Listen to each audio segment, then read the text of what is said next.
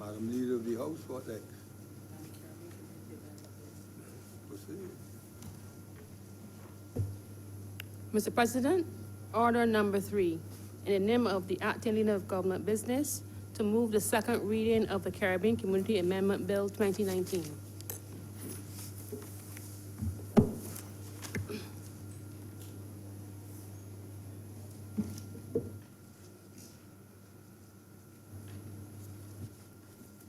of it? No, you understand. You have to stand and introduce it.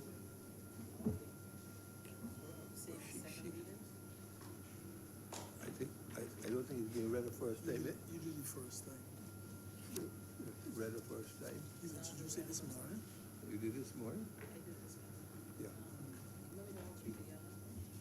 I think you got it. Yeah, you did, yeah. You did yesterday.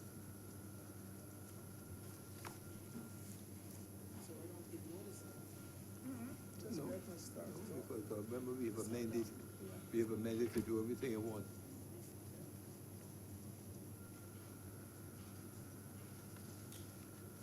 Mr. President, I rise to speak on the Caribbean Community Amendment Bill 2019.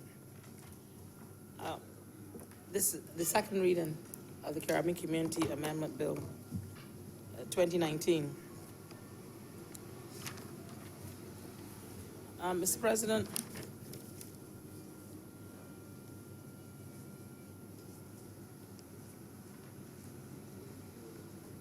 the Caribbean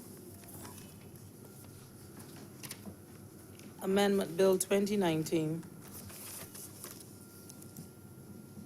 is one that the government of Barbados, as a signatory to the revised Treaty of Chagaramas, needs to amend parts of its national legislation and related procedures.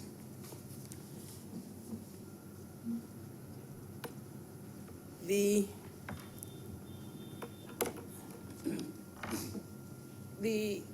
one will recall some time ago, there was a case, the Caribbean Court of Justice, in a judgment, Shanique Myrie versus State of Barbados, and with your indulgence, Mr. President, stated that it is the obligation of each state, having consented to the creation of a community obligation, to ensure that its domestic law, at least in its application, reflects and supports community law.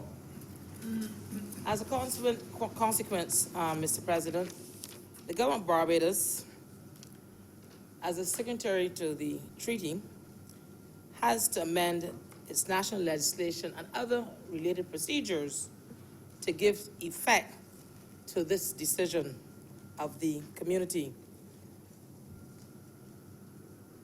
This decision is immediately binding on the community level, and whether these decisions are enacted into domestic law or not. Each member of CARICOM must amend its national legislation to fulfill these obligations, Mr. President. The Caribbean Community Act, Cap 15, needs to be amended to give effect to the Protocol on Contingent Rights. And one, the Caribbean Community Movement of Skilled Nationals, so that we are able to fulfill our regional commitments. Now, the revised Treaty of Chagaramas specifically prohibits discrimination on the basis of nationality alone. So these amendments seek to reduce these disparities in terms of access to many of the services that are provided within the member states, and allowing nationals and their dependents and to have this not be deprived of any of the processes that one would enjoy as a citizen of these countries. Mr. President, contingent rights. As you know, there's a protocol on contingent rights that addresses several different sectors under Article 239 of the revised treaty. And amongst these rights, the protocol on contingent rights has been signed by 13 participating Caribbean single market and economy member states.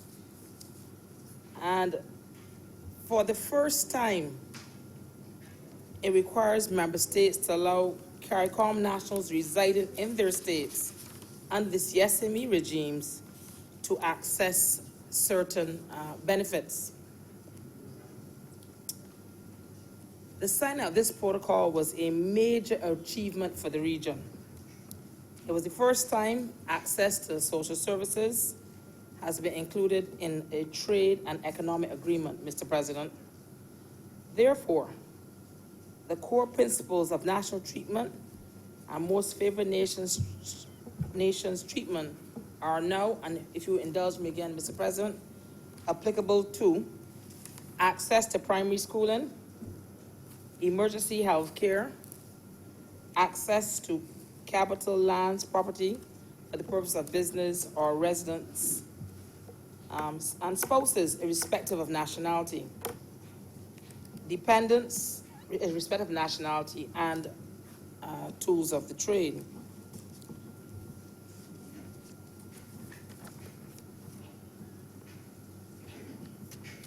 And Mr. President,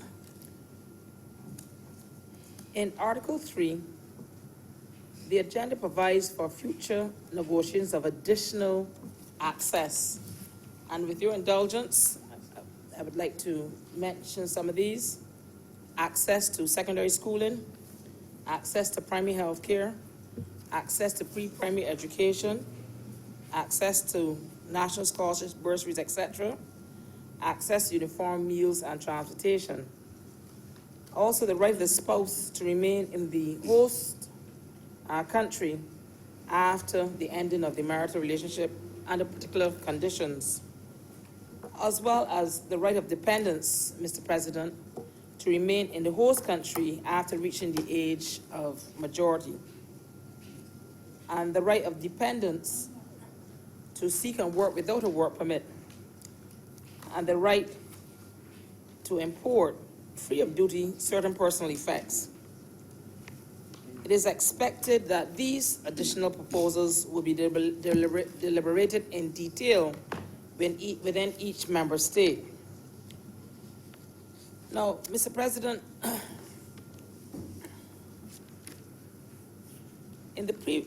as we know, initially in Article 46 of the revised treaty, it had identified 5 categories of skills for free movement.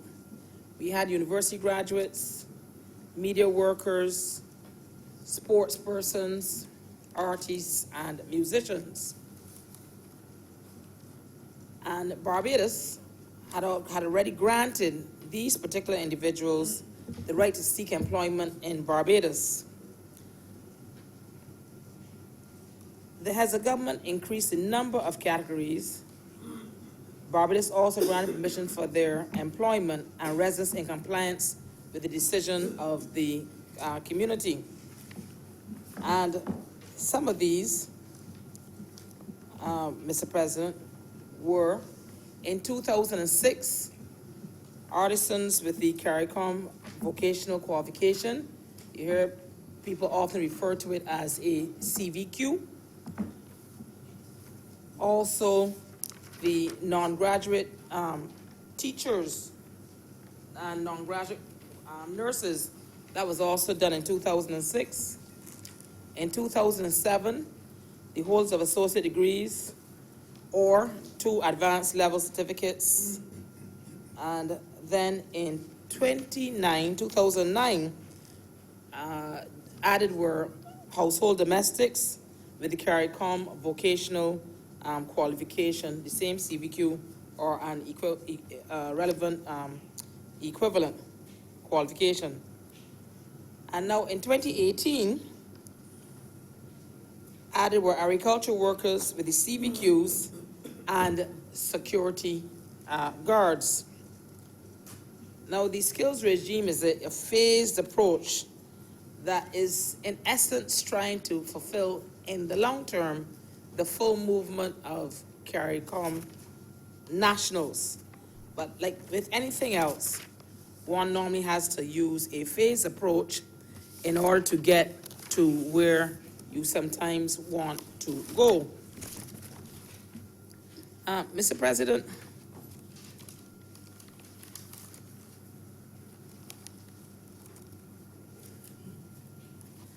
since 1996, Barbados had granted university graduates who were CARICOM nationals the right to work in Barbados without a work permit. And in total, from then to now, there are approximately, all told, around 3,000 CARICOM nationals moving throughout under the skills regime. And it has actually been to the benefit of the Caribbean community. Why is it to our benefit? It's to our benefit because when you have integration and migration within societies, it brings a different perspective oftentimes to how societies work. We as individuals, Barbadians, have traditionally moved and worked all through the Caribbean for an extremely long time.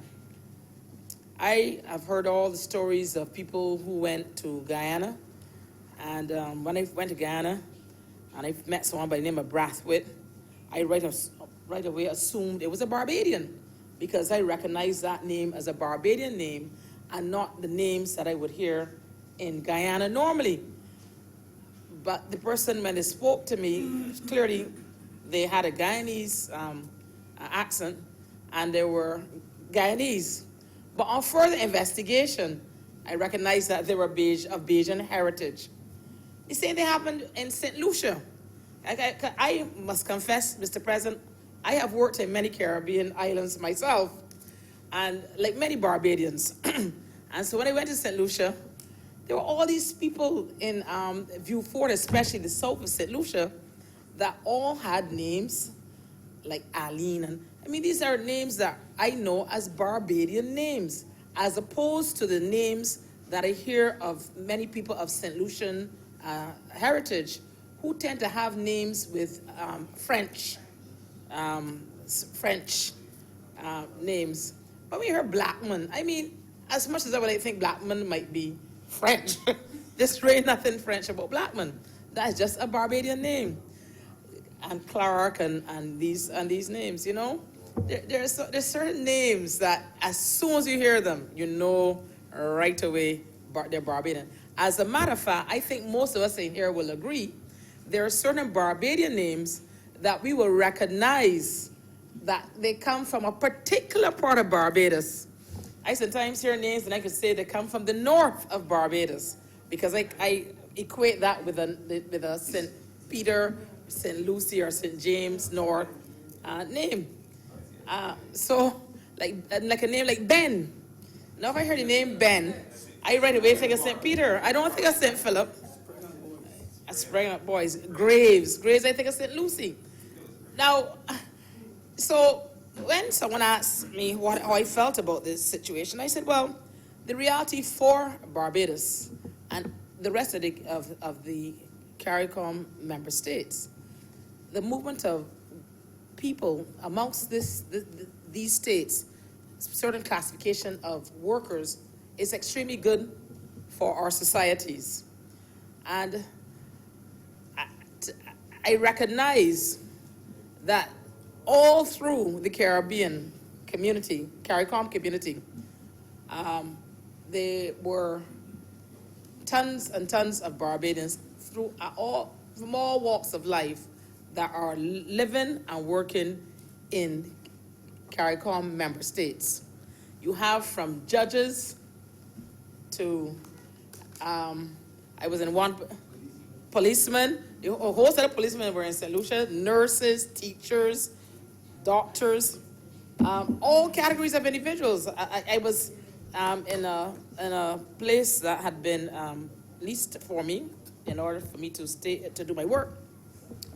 And a guy came to fix the fridge, and he was a Barbadian and had been living there for quite some time because he had a skill that I guess it was not as prevalent to find. And I found a lot of the skilled Barbadian workers, especially those who had been through some of our institutions like SJPI and such, were able to move through the Caribbean as skilled nationals and get employment. So sometimes when people say, well, there's not enough employment in your state for everyone that comes out of an institution or a tertiary institution, sometimes, yes, that happens, I think, all over the world, because there may be a saturation of particular skills in any area. When I say area, in any country.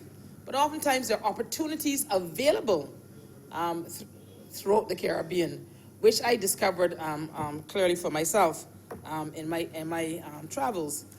So I think that when we look at the situation of contingent rights, we have to ensure that we look at this in a holistic way and look at it from the standpoint. You know, you would hear people saying, oh, people come to Barbados to seek employment, but the same thing obtains for Barbadians. They go all over the Caribbean and seek employment and get employment quite readily, let me say so. I have never had any problem getting a job in the 7 Caribbean islands that I have gone to work in, and none of the people that I know have ever had a problem. Not at all, I wish. But I will say, I heard on a side, but yes, it's true. Many members of my family have worked and are still currently working in the Caribbean community. My own father worked in several Caribbean islands, from way down in Belize all the way up to St. Vincent and St. Lucia and Dominica and all these islands. And there's some very well-known Barbadians. I don't want to say their names, but I think we all know them, who have distinguished themselves working throughout the Caribbean. Now, Barbados and Bajans should also, in my view, we need to be very careful that we do not breed the xenophobic views of a few people that do not understand the benefits of the movement of people. If Barbadians in the 50s never went to places like England and the United States, I think it's still going there, and come back home, and many of them return home. I think we even set up a unit at one time called Returning Residents, so they were able to come back home and bring home their skills, and some of them came home to retire, and so forth. And that allowed our society to grow as a society, to see that people were able to advance themselves, whether they were here or elsewhere.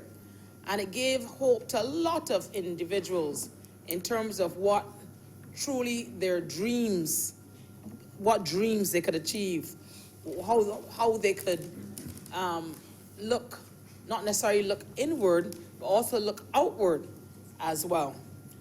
I think that the situation of contingent rights also has gone in the right direction.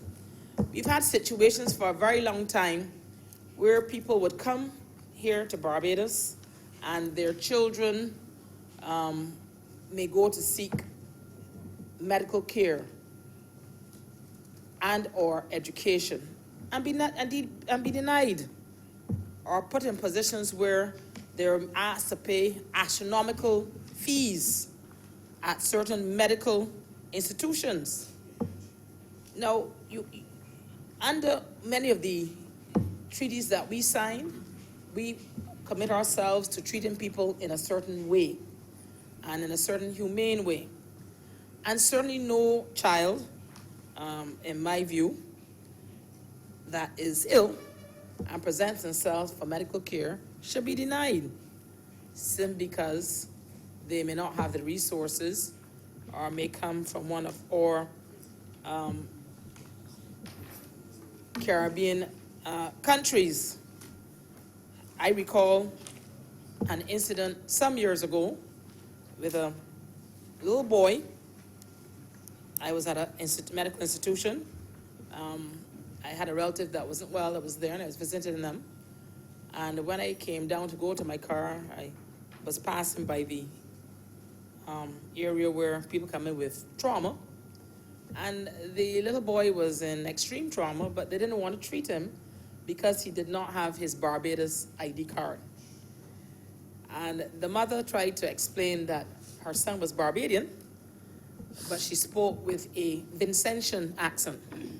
So, and she too did not have her Barbados ID card because in her distress at the injury of her son, she rushed out the house, grabbed the first ride. She had no vehicle to drive herself and took herself to this particular institution for assistance. Well, it was quite an experience, and I learned something.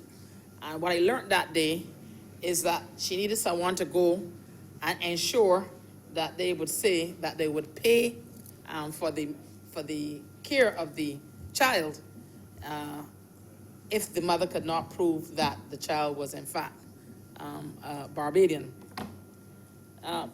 So having seen that, it's always been imprinted on my mind because I watched her distress because the little boy was probably about 7. And just the fear of your child being injured and then this other additional stress, one can only imagine what many people go through. So this is certainly a move in the right direction. The same thing with education. Same thing with education. We have many people here now, and they do go to primary school, some of them, and because they're here with their parents. Some of them,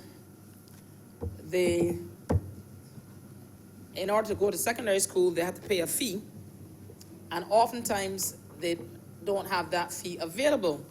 But that's a bit of a problem. If you bring someone here, you allow them to go to primary school, and then when they get to the level of secondary school, if they can't afford it, they don't go. There's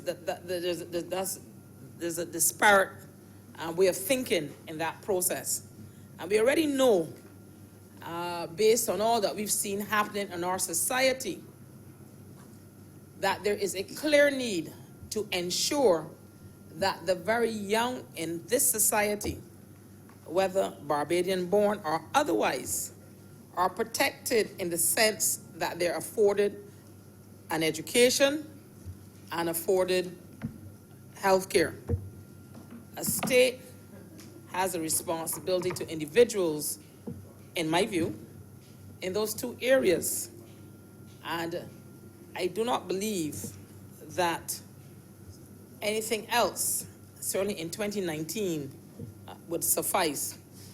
We have to be careful that we do not send an incorrect message to our society when we have these situations of people in these seeking education or health care. Mr. President, many people have incorrectly, well, I don't know if many people, but some people have incorrectly suggested that this particular amendment would allow for a free-for-all, and then everybody in the Caribbean can come to Barbados. That is not correct. We are speaking about contingent rights, which I know my fellow senators have had an opportunity to look at here. And so they will know the protocol for contingent rights. And they will also know that the individuals would have to meet their specific requirements under the contingent rights, which is, I just looked it up here, Mr. President, so bear with me, Article 2, the contingent rights. So if the principal beneficiary is resident, Mr. President, if you bear with me, I'm just reading it from, in a host country, his or her spouse or the dependents can transfer capital into and from a host country, subject to Article 43 of the treaty. It also confers the right of a spouse or dependents of a principal beneficiary resident in a host country to leave or re-enter a host country. And the right of the spouse of a principal beneficiary resident in a host country to work in a host country without a work permit. So in other words, you come to Barbados and your spouse is not the individual that came initially to work here, and somewhere along the line, you and your spouse have a separation. You might be here for 5, 6 years. I don't know. People come, and once they're and these things happen in life. People sometimes, don't always stay together. But then that person should not be penalized and then said, oh, you got to leave Barbados, go and make your way somewhere else. For the last 6 years, you've been living in Barbados. And that certainly is the way that should be. And we also have heard the stories of spouses of the beneficiary individual going to try to access a work permit. And the spouse is here 12 years. I know one such case. A gentleman was here for 12 years. He was a doctor. And by the time he was ready to go to leave Barbados, his spouse has still not got back word on whether or not they could get a work permit to work. Now, I'm not saying that happens any longer, because I'm sure now with all the modern technology that we are bringing, and that is already here, that would probably not occur. But we certainly want to ensure that Caribbean people that come here that have contingent rights are made to feel just as welcome as we would with any of our own citizens. We would not want them to be discriminated against on any basis. We don't want people simply because they speak differently or have a different accent or look differently, because that also can occur. Because, people tell you Bajans look a certain kind of way. I'm not really sure how Bajans look, because they got all kinds of Bajans. All kinds. How I know Bajans, as soon as they open their mouth. I don't care where in the world. They can't hide that Bajan accent. So, but certainly Barbados, as a mature democracy, cannot be afraid to be a melting pot of individuals, a melting pot of cultures, and a melting pot for the exchange of ideas, which is certainly what this brings to us. Now, Mr. President,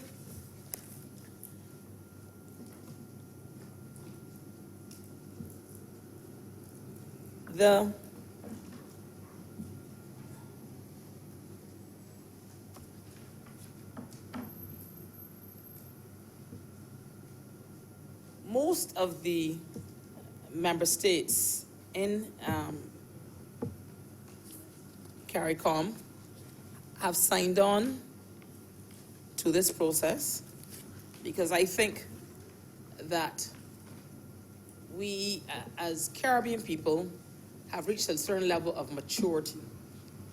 I've always said to people, I was quite amazed when I looked some years ago at Europe. And As a young person, like many of us in here, I'm of the not as a young person now, but as a young person many years ago, I'm of the would have been of the age where you did English and European history. You didn't do necessarily West Indian history. And I'm talking about O levels because CXCs were not yet in vogue, so that shows how old some of us really are. But having said that,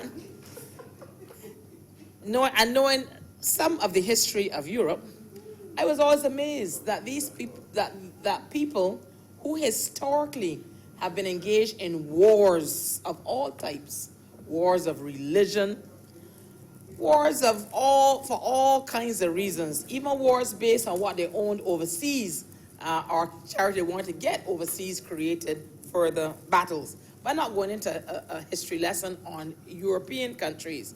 But it's just that if a whole set of people that spoke different languages had the history that they had over the years, had different currencies, had different outlooks on life, looked differently, spoke all kinds of, not just their main languages, but also all of their dialects, could come together and form the European Union.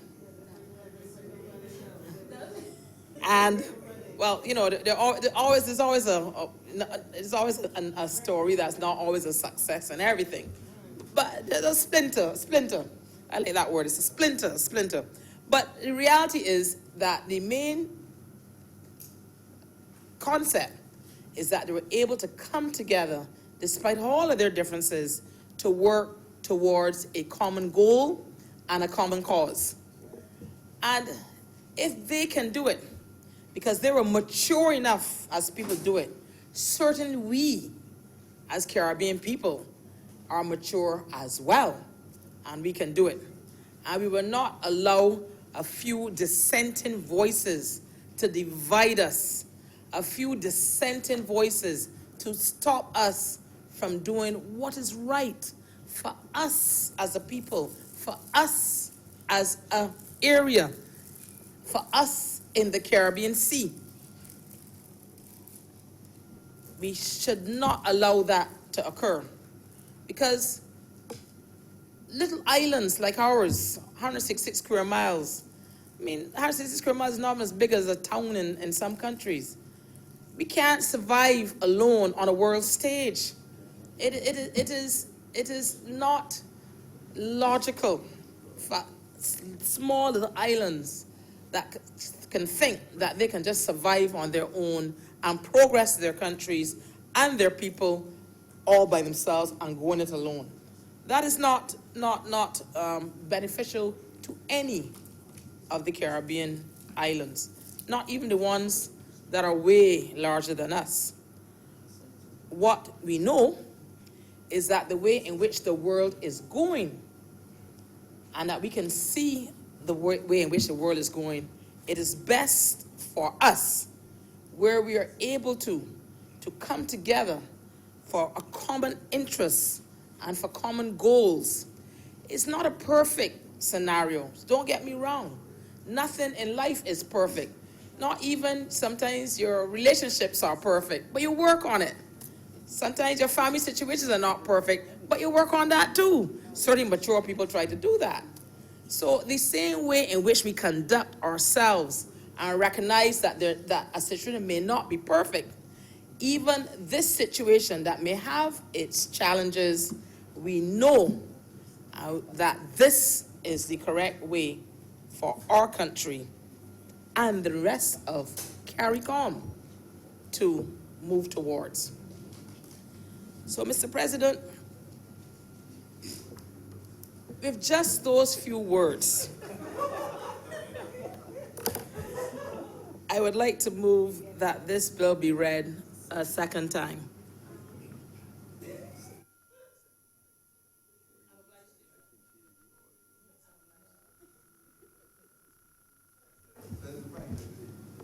Thank you very much, Mr. President. I promise you, sir, I will not be as long as the last time. when the government say detain me. Yes. Sir, when this treaty, the amendment to the treaty, a contingent rights were signed, right, I remember saying in this Senate that I support the government, I support the Prime Minister move. And one of my reasons back then, people lambasted me, but I do not care when I am right. What you think of me when I am right? We have had situations in Barbados where people come to this country, they give service, they work, and the immigration department would tell those people, you can't bring your wife. So the husband is in Barbados, and the wife is in whatever other country, not being allowed to come to Barbados. And the thing is, what happens now, you know, when he wants certain things, he has to go up by the garrison to watch races. That is the reality. Yes, sir. Yes, sir. He has to go and watch the horses run. Right? And I think it was unfair. And I said so when this, last year, July, I think it was, when this was first mooted. Our problem here, sir, is that when the government does the right thing, or when it does the wrong thing, it does not bring the people on board. That is the problem here, you know. Because I got no fewer than 10 WhatsApp messages from people criticizing this move by the government. I am not one of those people who criticize this move, sir, because I think it is a good thing. Right? You know, but one of the comments in the WhatsApp message that I have, it says, this bill needs full ventilation in every corner of Barbados before any further action. This is one of the things that was being said. And I can agree with that. You know, you have to bring the people on board. You're governing us. You are not a feudal lord that makes decisions and you have to accept them. Bring the people on board, because if the people were brought on board, I don't think we will have the reaction that we are hearing now. You know, where people are saying they're coming here to carry away husbands, to carry away jobs. Mind you, somebody carry away me. You know, my wife is in Lucian. Biggest mistake ever made. Right? And so it is not that because my wife is in Lucian that I'm in support of this measure. So let me just say that up front. Huh? But I also have 2 children who carry Guyanese passports. Right? I've done my bit for regional integration, sir. So I am not one who opposes this because I'm in opposition. And I have to oppose things that the government is saying. When the government does the right thing, it does the right thing. This is good for Barbados. Right? Now, look, for instance, you know they have some countries where you have to be in a particular religion and you can't marry outside this thing, and you get a lot of mongrels. You know, when you bring fresh talent into the pool, sir, you know? Get a lot of mongrels in here. I'm not telling you anything. Please Yeah? address the chair. Right? When you bring new blood into the system, it helps. You know, because we're a small population, and next thing you know, you're walking in the road and somebody says, yeah, you know, girls, your cousin, you got 2 children already. You bring them in. I have no difficulty. Sir, in all seriousness though, I went to St. Lucia for Christmas. And when I went to Rodney Bay, and I'm sitting there, and a judge from the OECI's court, the guys were writing Barbadian. You know? Barbadian. Went to school with me. And so I don't know why we are so afraid for people who are not born in Barbados. I can assure you that where you take your first breath is not the most important thing. Right? You know? But some people believe, okay, Barbados is for Barbadians and Barbados first and all kinds of things. That sounds like a president from somewhere else. Yeah, up in the north. You know, while we as Barbadians have traveled throughout the region. I remember when I went to St. Lucia in the early 70s, almost all of the heads of departments in St. Lucia was of Barbadian, either Barbados or Barbadian descent. The acting commissioner of police, the acting postmaster general, all of them, back in 1977 when I went to St. Lucia, were all Bajans. Now we want to go to every country in the Caribbean and work, but we don't want to come here. We think that this place is, it is sacred, but not but we should allow no others to come, and if they come, we must treat them differently. Now, if you are working here, paying your taxes, paying your national insurance, like like any other member who works in national insurance, and their child gets sick, you can take your child to the hospital and get the treatment that is available there at no cost. How about the person who is here legally,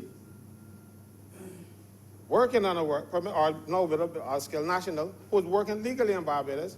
He has children, but that child gets sick. He's paying national insurance, he's paying income tax, he's paying everything else.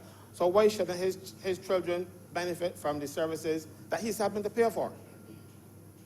You know? That is the reality of the situation, sir. The government, sir, I know I've been criticizing this government from inception, but ever so often they get it right. They got it right this time, but their public relations get it wrong. That is all, you know. What you needed to do was to sell this thing to the people of this country. Let them understand what is happening. And I wouldn't be getting the kind of WhatsApp messages that say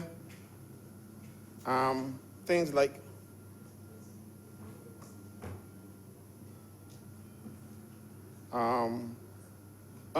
it starts by saying that under the cover of darkness on Friday, March 1st, 2019, the Barbados Parliament passed, and that's the problem.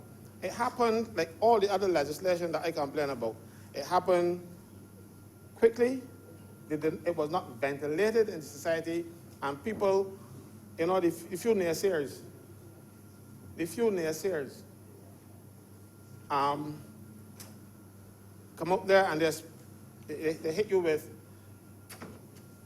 their WhatsApp messages and stuff, and they get circulated. It might be nonsense, but people buy into it. You know?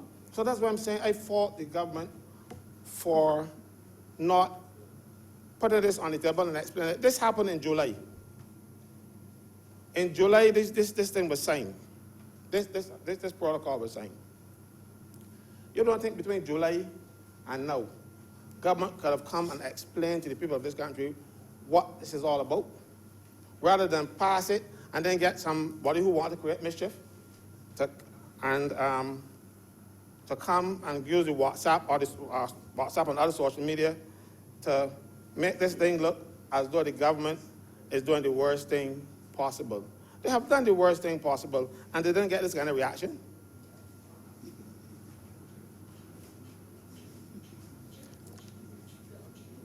You know, how many of you know that the former president of Guyana, Lyndon Forbes Burnham, his parents came from Beltane? People could come from Barbados and in one generation reach the highest level in another country. But we here getting scared, somebody coming here and doing jobs that are far below that level. I don't understand it. And I'm saying again, sir, I'm saying it is not because that I'm a Caribbean man myself. It is because it is the right thing. So I will compliment the government on the move. And I'm very sorry for the people who approach me and try to convince me that this is wrong. I'm very sorry. I am not supporting them in this move. The government is right on this score. As I said, sir, government needs to bring the people on board with what it is doing. It had too long to explain all of this, to make the populace of this country satisfied that what the government doing is a good thing. They didn't do it. They just do it then a couple of days ago by passing legislation, and we are expected to jump on board. People don't live like that, and especially when you got naysayers who have the tools to do it. I welcome our Caribbean people to Barbados if they're here legally, and I support them. And I'll tell you something, it has not always been easy for them. We have a situation in Barbados where we recruited nurses from outside Barbados, from St. Vincent and St. Lucia, Guyana. They came here and they worked. Nobody told them that they were entitled to citizenship of Barbados if they worked for the government of Barbados for 7 years or more. Nobody told them. A lot of nurses, as a matter of fact, a lot of them came to me after I pointed out to them, and they filled up about 20 forms and signed them, let them go down. We are afraid of them. We are afraid. No, they don't go back home. They had to fight them with the immigration department and the minister to get what legislation is Barbados Citizenship Act says that they're entitled to. You know? Why are we afraid of them? They come here to treat our people, but no. They are working for the government of Barbados, and they have certain rights, and we deny those rights. We have situations where the children, they have children in Barbados, they brought them up, because you got a job in Barbados, and you have young children. Some people might got a grandmother or somebody to take care of them home, but when you bring the children with you, they were not treated well. I spoke about this before, and I will speak about it until it is fixed. You have children coming to Barbados, and the immigration department, the parents get immigrant status, and the children get student visas. Student visas were never intended for people who live in Barbados. It was intended for people who come to Barbados and study and leave. That was the 1979 regulations. And when they made noise about it, they changed the regulations to accommodate bad behavior that the immigration department and the minister was perpetrating against our own Caribbean people. Because it's not only the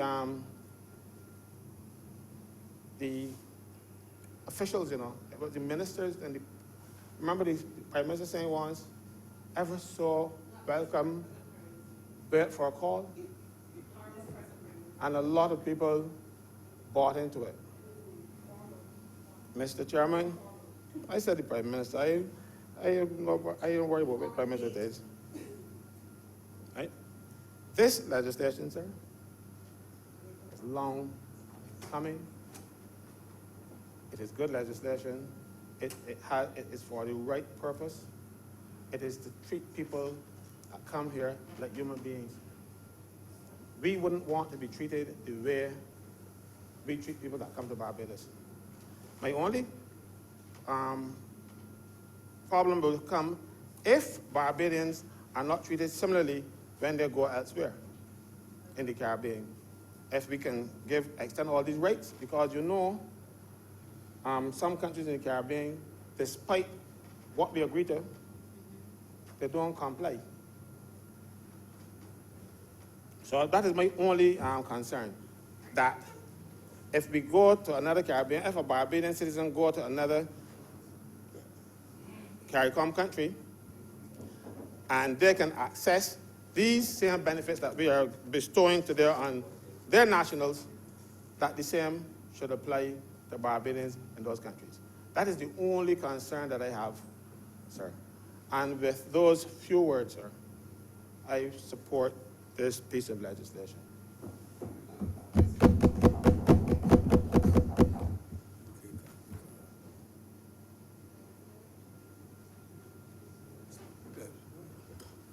Go ahead. Mr. President, I would like to thank all members that contributed to this debate. And Thank you, Jesus. beg to move that the bill now be read a second time. Question is that the bill under consideration, amending the Caribbean Community Act, be read a second time. All honorable members in favor, please say aye. Aye. Those against, please say no. You think the ayes have it? I will leave the chair. Mr. President, I beg to move that your honor do now leave the chair and the Senate resolve itself into committee for further consideration of the bill. The question is that I do now leave the chair and the Senate resolve itself into a committee of the whole Senate for the further consideration of this bill in committee. All honorable members in favor, please say aye. Aye. Those against, please say no. Me think the ayes have it. We are now in committee.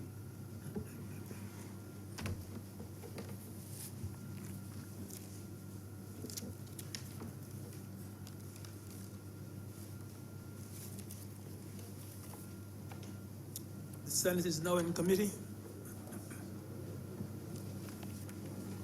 Clause 1. Mr. Chair, I beg to move that clause 1 stand part.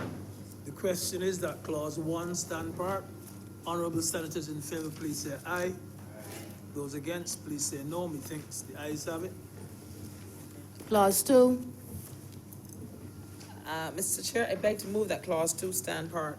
The question is that clause 2 stand part. Honorable senators in favor, please say aye. Those against, please say no. Methinks the ayes have it. Clause 3. Mr. President, Mr. Chair, I beg to move that clause 3 stand part. The question is that clause 3 stand part. Honorable senators in favor, please say aye. Those against, please say no. Methinks the ayes have it. Schedule. Schedule is the schedule to the bill.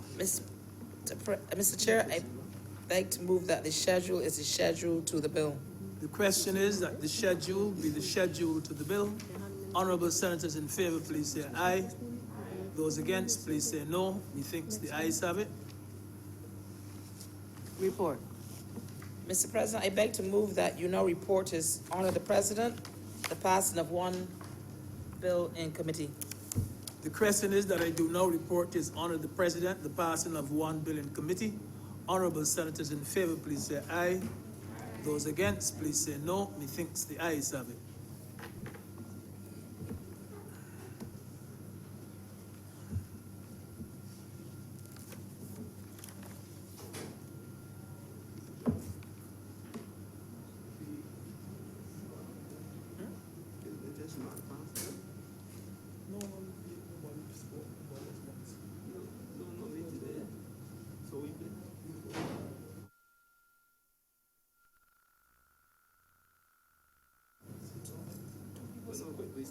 The reason for postponing was to have something on the order paper that we can call and we can next week. But if you pass it, and then you pass it back, we back at square one. Right? The reason for postponing further consideration. No, but if you pass it back, it means that there's nothing on the order paper. So we can't call a meeting. Because next week, so the reason for postponing was to give it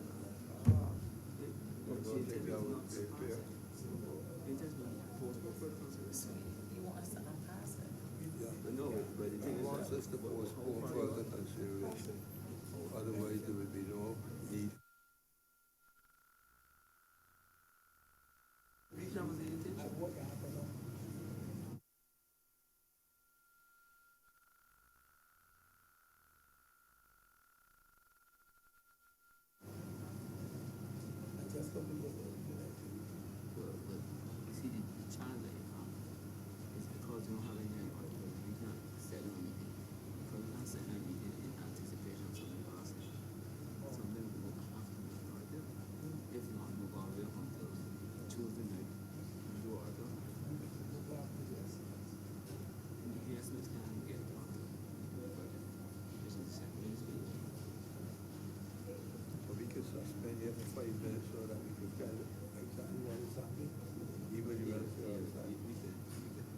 suspend for 5 minutes so that we can talk amongst ourselves.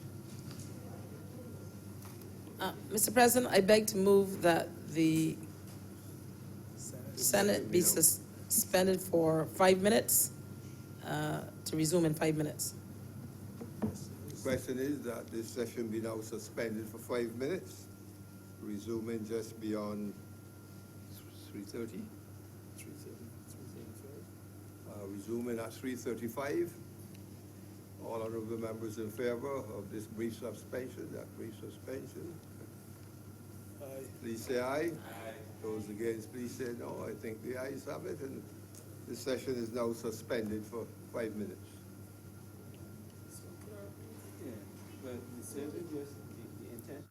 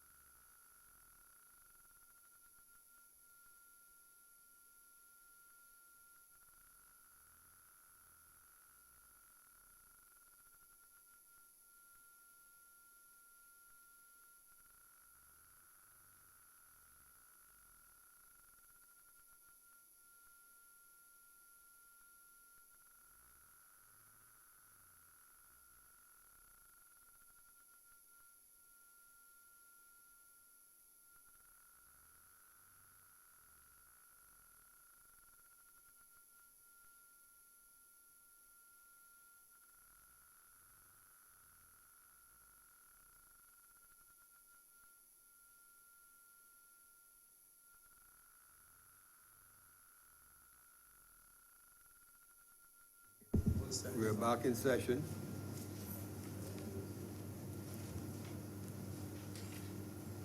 Postpone further consideration.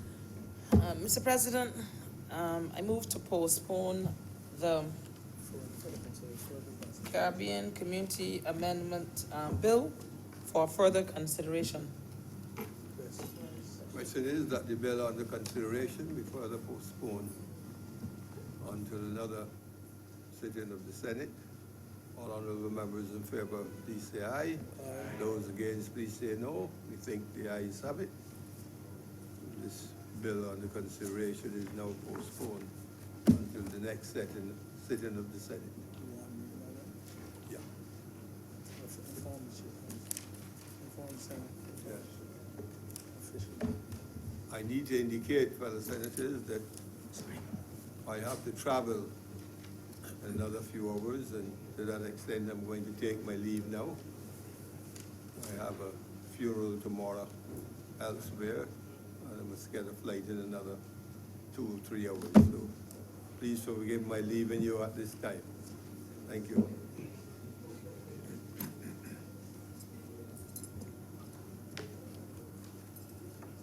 Over to you, Kathy.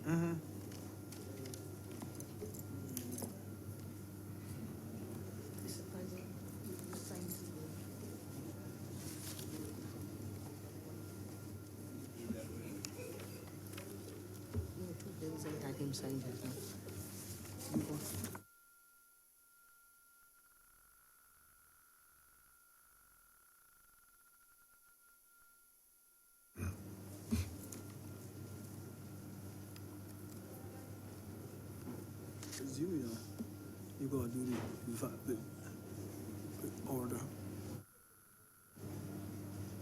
Order number 2, sir. No. Yeah. In the name of the Honorable Acting Leader of the Senate, to move the second reading of the Value-Added Tax Amendment Bill 2019. Mr. President, I move that the Value-Added Tax Amendment Bill 2019 be read a second time.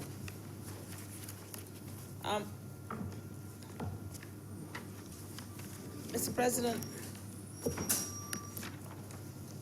this bill is to make provisions for the amendment of the value-added tax Act Cap 87. And this is in order to facilitate the collection of VAT on certain goods and services. And the collection of that VAT is in particular categories. The first, Mr. President, is the collection of value-added tax on goods and services that are purchased online from a vendor outside of Barbados for use in Barbados. The second is the collection and transmission of VAT on goods and services purchased online from local vendors for use by persons in Barbados where the goods and services are to be consumed in Barbados, but the transaction is processed outside of Barbados.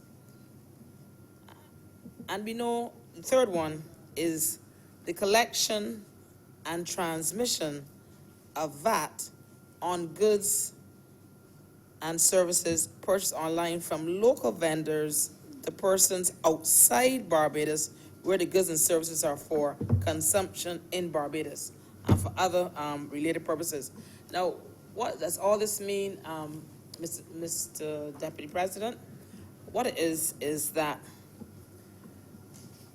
persons who now purchase, we see it all the time.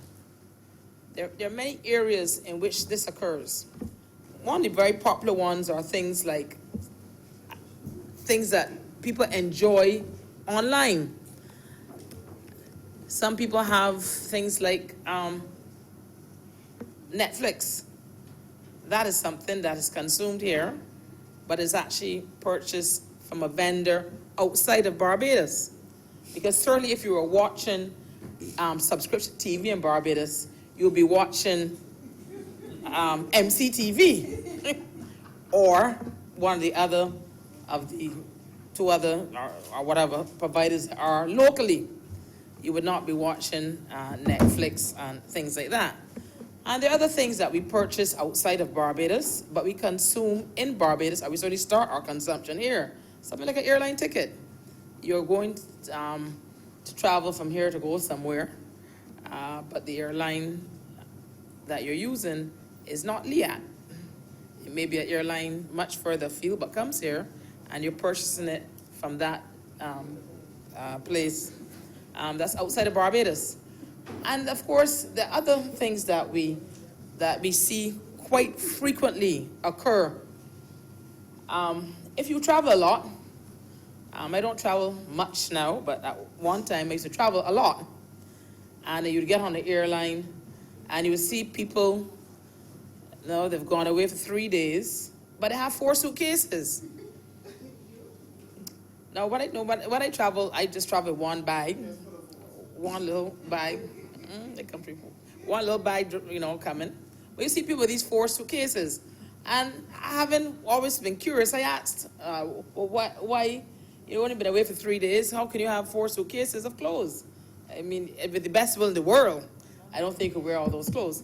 But there are a lot of people who buy their items outside of Barbados, actually go and collect them and bring them back to Barbados for sale.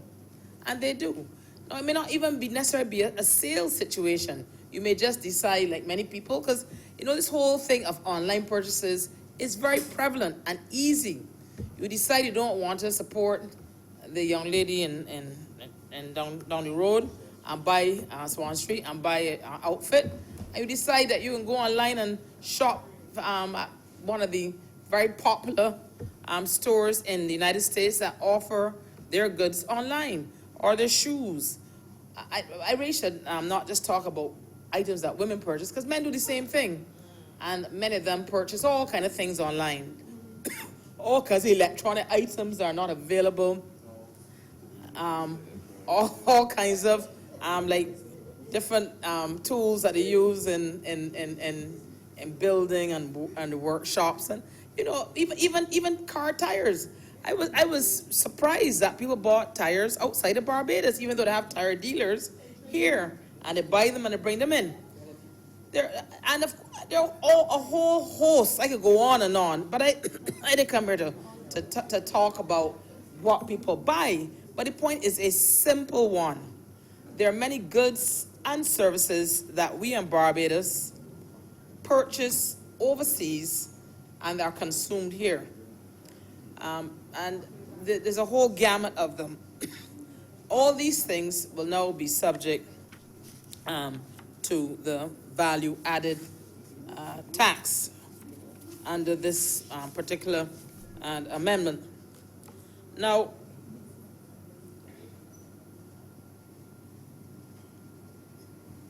sometimes there are people who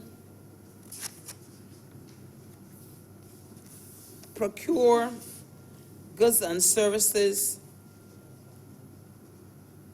online for consumption by an individual locally, but they have purchased the item, it is delivered elsewhere, but then it still comes back to Barbados for use here.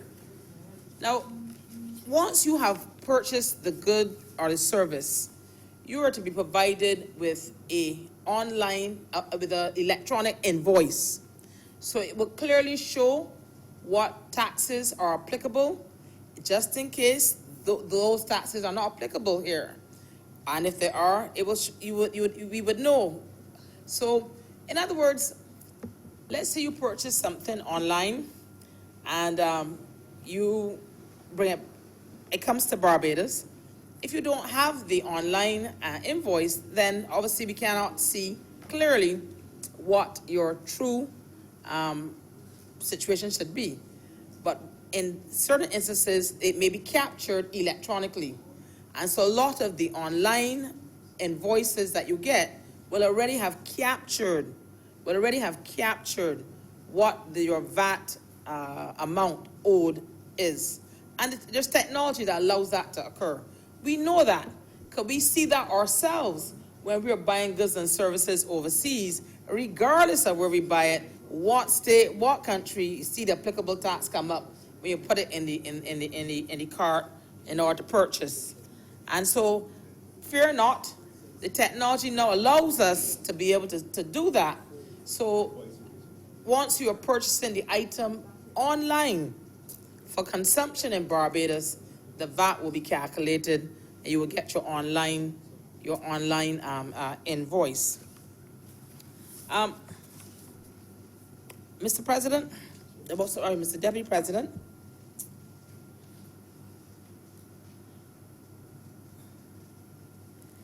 there are exemptions, of course, and if you would bear with me, I would just like to read the exemption so it's clearly understood.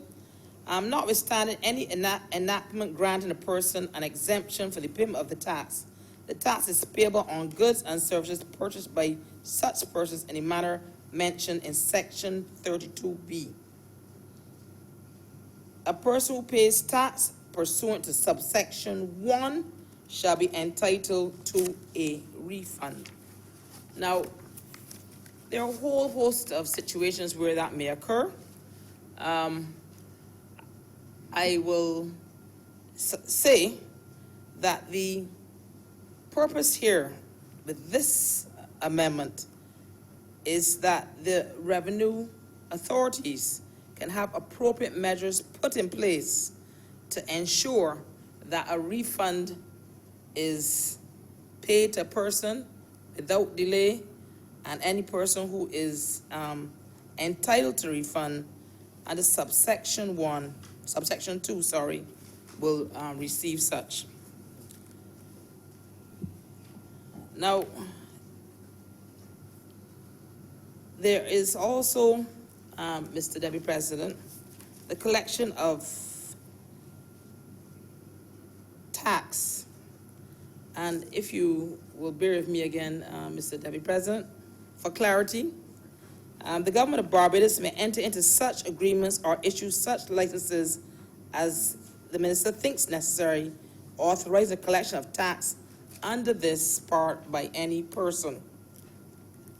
Where the government enters an agreement under subsection 1, the tax collected shall be transmitted to government in A, in such manner and currency and with such time, and B, on such terms and conditions as the Barbados Revenue Authority, with the approval of the minister, prescribes.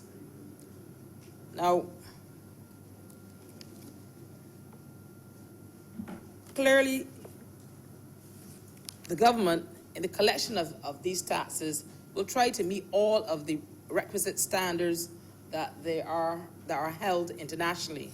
We wouldn't want, in the tax collection process, because with the type of technology that's available, you were able to enact this where it will be a seamless exercise, similar to what we now experience when we buy items in other jurisdictions and have to pay the taxes there. I think many Barbadians have purchased items online in many countries, United States, Canada, wherever, and when they go and they put their item in the cart, the tax comes up from that particular place if they are out there trying to buy goods in these foreign jurisdictions. Now, Mr. President, the intended purpose clearly for this piece of legislation is to ensure that the Barbados Revenue Authority collects the taxes that certainly the government needs in order to continue to provide all of the wonderful services and that are enjoyed by Barbadians. Barbados is still a country that people are very desirable of living in and working in. But certainly we would like to continue to keep the country at a particular standard. And that, of course, requires a certain level of financial ability on the part of any government to maintain these standards. We see all the time, sometimes in the press, people complain about certain things they would like to see. They may want, sometimes I see my fellow colleague here, Senator Dr. Rommel Springer from the Ministry of Education. Sometimes the people want to see things done at the schools. That takes money. Sometimes they complain about things, and I see that we do have a couple of doctors here in the Senate at the hospital, but that too takes money. What the reality is Barbados is a society where a lot of things are done, and externally there's a level of revenue that is required to provide these social services that we all enjoy and that we all would like to see, not just ourselves, but all Barbadians have access to. And so as a result, this amendment to this bill will be just a small part of our continued ability to collect the required or requisite taxes in terms of VAT in order to ensure that these things occur. And so, Mr. President, with those very, very few words, I beg to move that this bill be read a second time. Senator Triggs. Thank you, Mr. Deputy President. I want to thank the leader of government business today, Senator Moe, for giving us that introduction. And I was looking for a bit more clarity. However, I still have some concerns, so that is where my submission will be in terms of trying to seek clarity as it relates to the value-added tax amendment bill. Sir, VAT was introduced in the 1990s, 1996, and essentially what the introduction sought to do at the time was to consolidate various consumption taxes that we had into one easy-to-manage tax.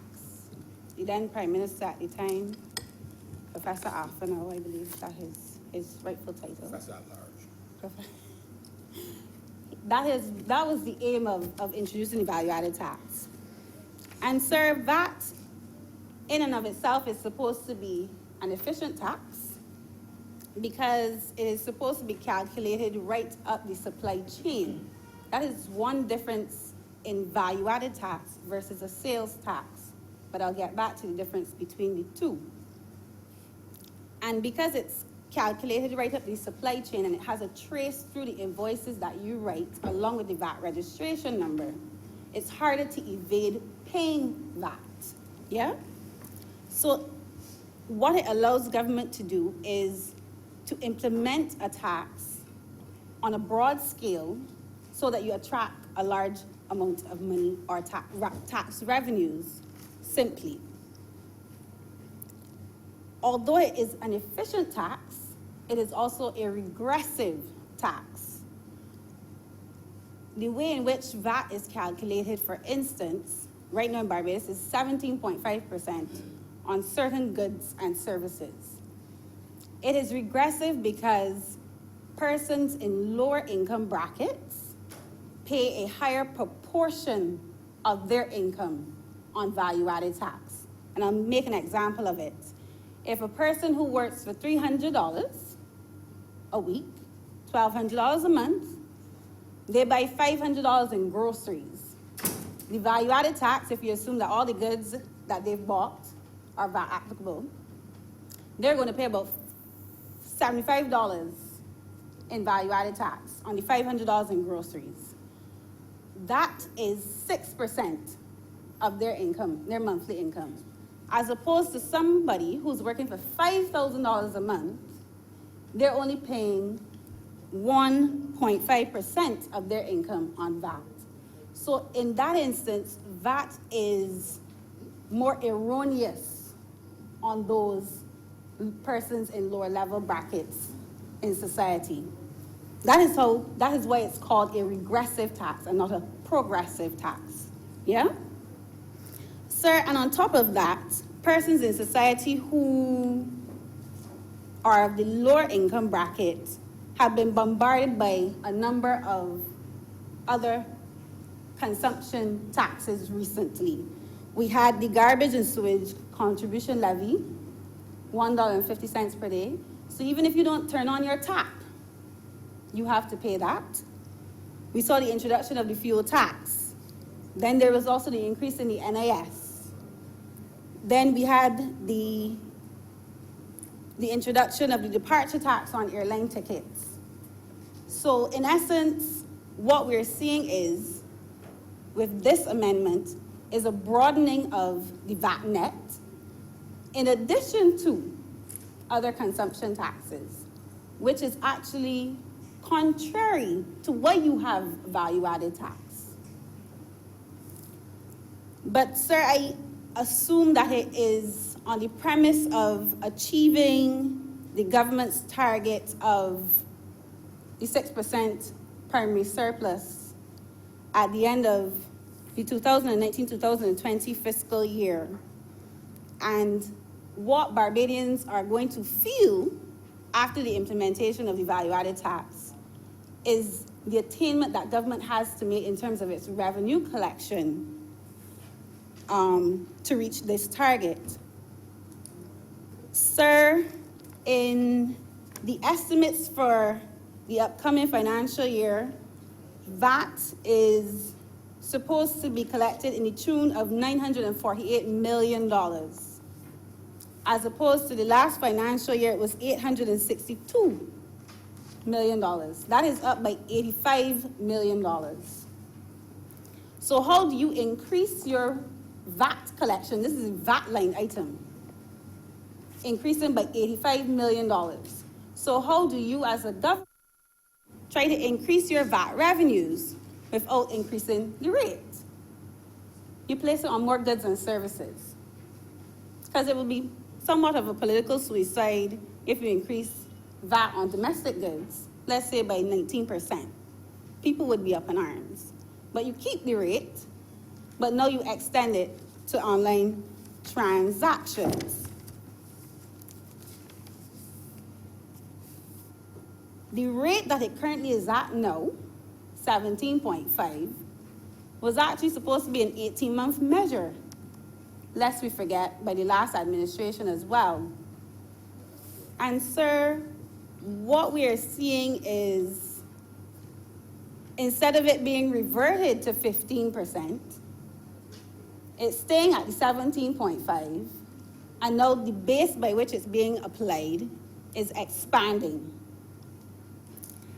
And this is a common practice somewhat of governments, where you see a tax is introduced and it's never reduced, and even if it's abolished, it is replaced.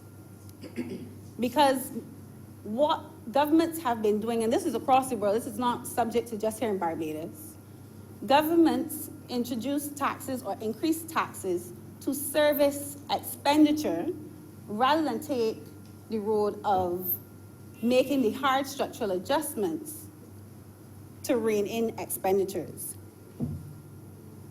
But because we're under an IMF program, we're doing both.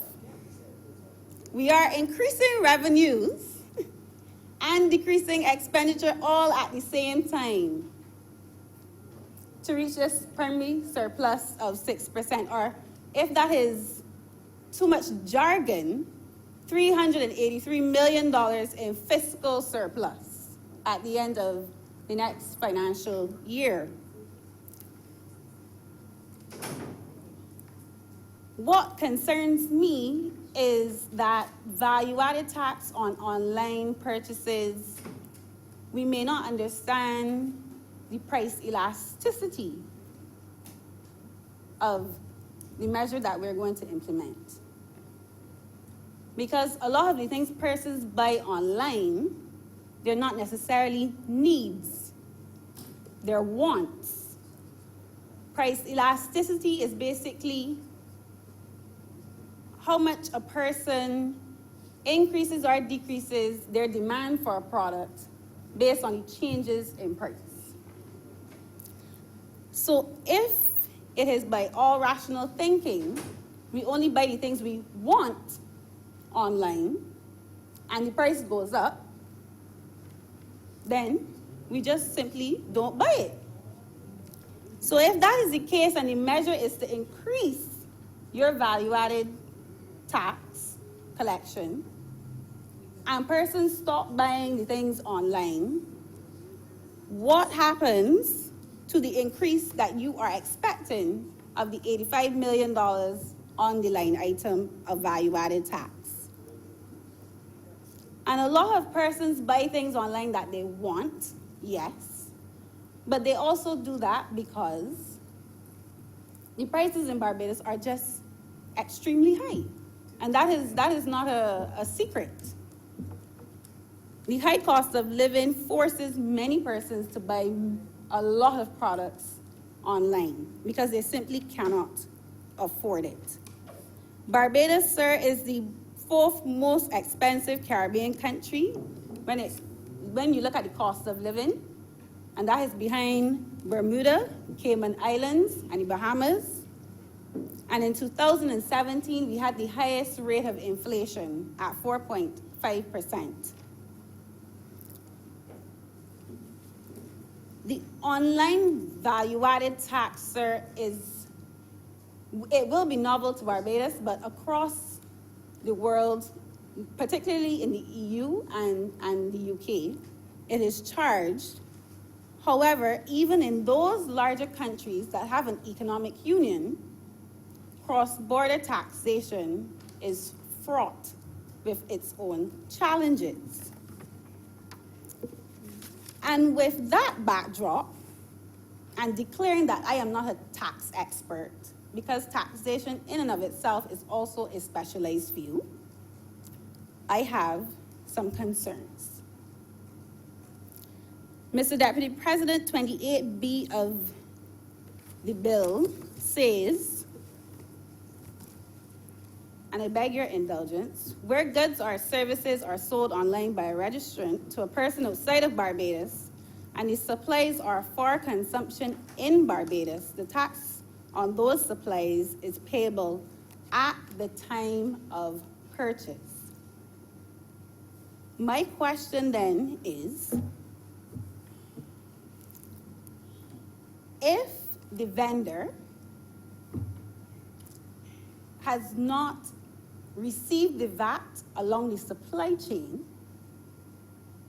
where they then apply the VAT to the consumer, which is the person buying from them, the person in Barbados. So therefore, the VAT is only between the vendor and the consumer. Why are we not just calling this a sales tax? Value-added tax, essentially, unless outside of domestic jurisdiction, which I will be guided on, is supposed to be passed on from throughout the supply chain where you have a traceable invoice of the value-added tax. Value-added tax is not a sales tax. There's a difference between the two. So that is my first concern.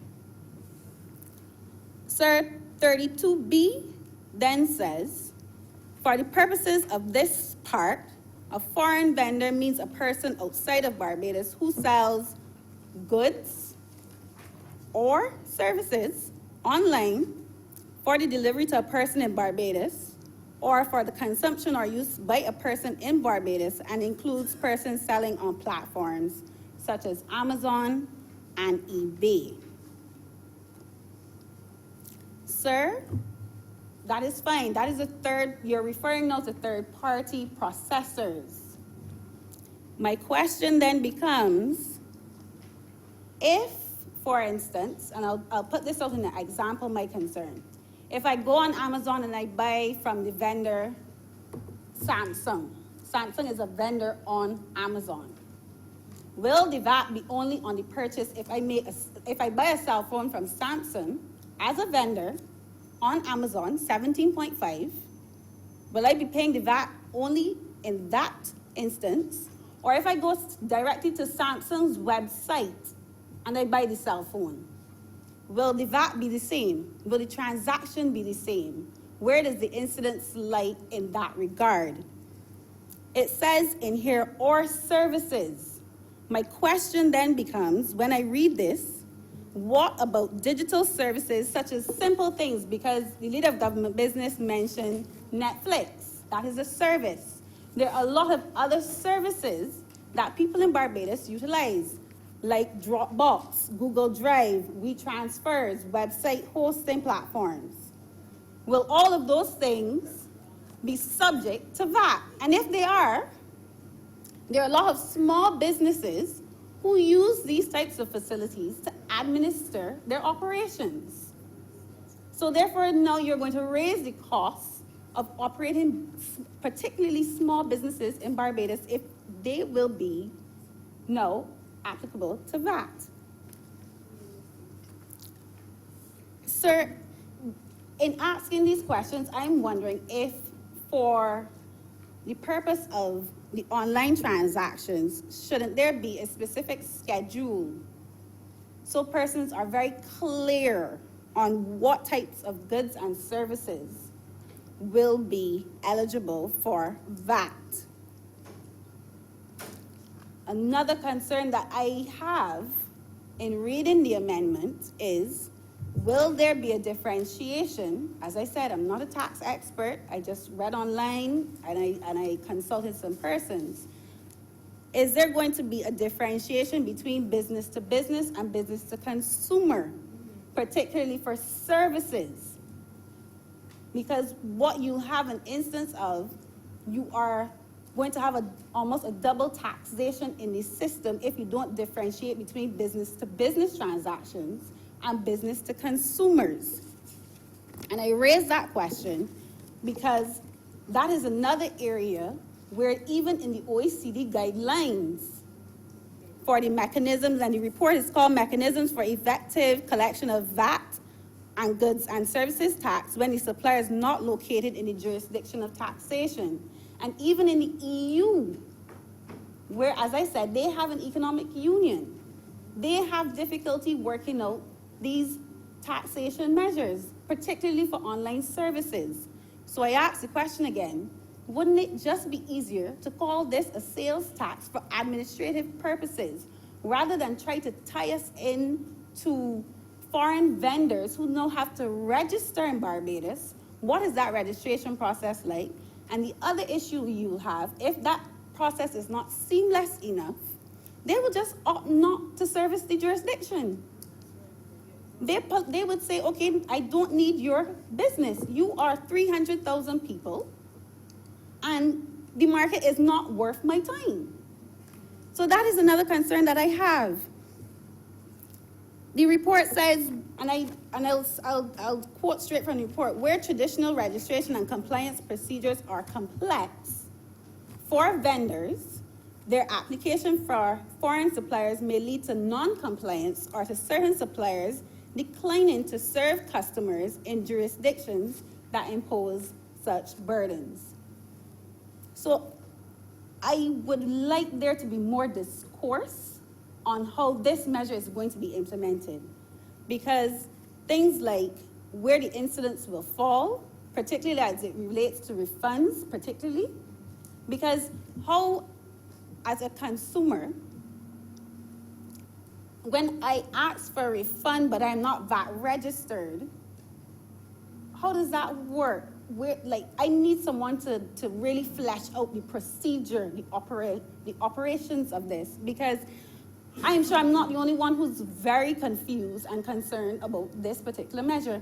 And the fact that it has the inflationary effect on goods and services, I'm hoping that someone on the government side will flesh this out a bit more. Mr. Deputy President, the concern also comes from the fact that this measure was, and this is in closing, this measure was announced in June 2018 in the mini budget. It was then supposed to start on October 1st. It then got pushed back to December 15th. We are now in March 2019, so I can only assume from the outside there was so much back-end work to be done that you couldn't get it operationalized on October 1st. So even establishing this clearly was a complicated process, complex enough that there were 2 dates that were missed for implementing.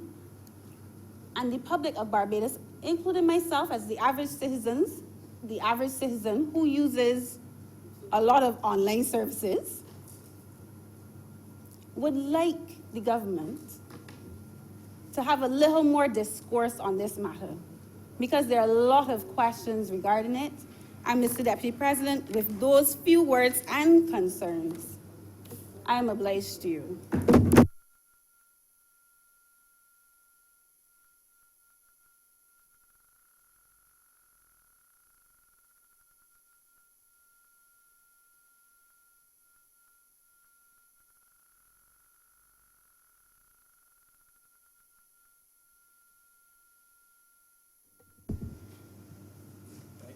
Mr. Deputy President, I rise to make my contribution to this debate on this VAT amendment bill. In a way, it is new territory for Barbados, not in the sense, of course, of the collection of VAT, but actually of the charging of VAT and requiring now foreign vendors to be effectively now tax collectors on behalf of the government. And of course, we have to worry about the jurisdiction. Under what jurisdiction are there your foreign vendors? Can Barbados require them to actually be collecting VAT on the behalf of the government? And I will get back to that point a little later. But I want to say in principle, I have no difficulty with the charging of VAT on online services. I have said in this chamber before that I prefer indirect taxes. I think this is an opportunity, again, to widen and broaden the tax base. And hopefully, in time, it will allow government to be able to reduce the direct taxation on that middle class that I keep mentioning all along. Of course, I've taken note and I've heard Senator Drake's comment of the fact that VAT tends to be much more burdensome for lower income persons.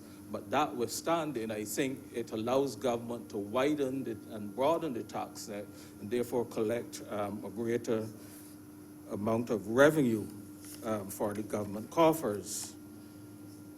There are few issues, and it shan't be very long, Mr. Deputy President, that I would, however, like to raise in relation to this VAT on these online purchases. I don't think it needs arguing, or I don't think that many people will disagree with me, that a lot of these online purchases are really done by small businesses and individuals. And they have managed, in a lot of cases, to make a living because they have been able to go online, and as we heard, we go on eBay, go on Amazon, etc., and to be able to purchase goods at a much cheaper price, to bring them back to Barbados, to do their little small business, and maintain themselves and their families, and possibly, help pay for their tertiary education and so on. And so I think the impact of this VAT, the introduction of this VAT on the online purchases will be much more difficult for the small business people. I would like to hope that it will not cause them to go out of the market. At this time, in particular, when we know government has had to undergo the austerity program, and they're under the BERT program, and they have had to shed several hundreds of staff, both in central government, in statutory corporations, and of course the process is still continuing. And these are people that I would have rather suspected that, having been laid off, may have seen setting up these type of small businesses and going online and doing some shopping and bringing back in a few little goods and selling them off locally and making a little money, that I would have thought that some of these people who are now being put out of work would have seen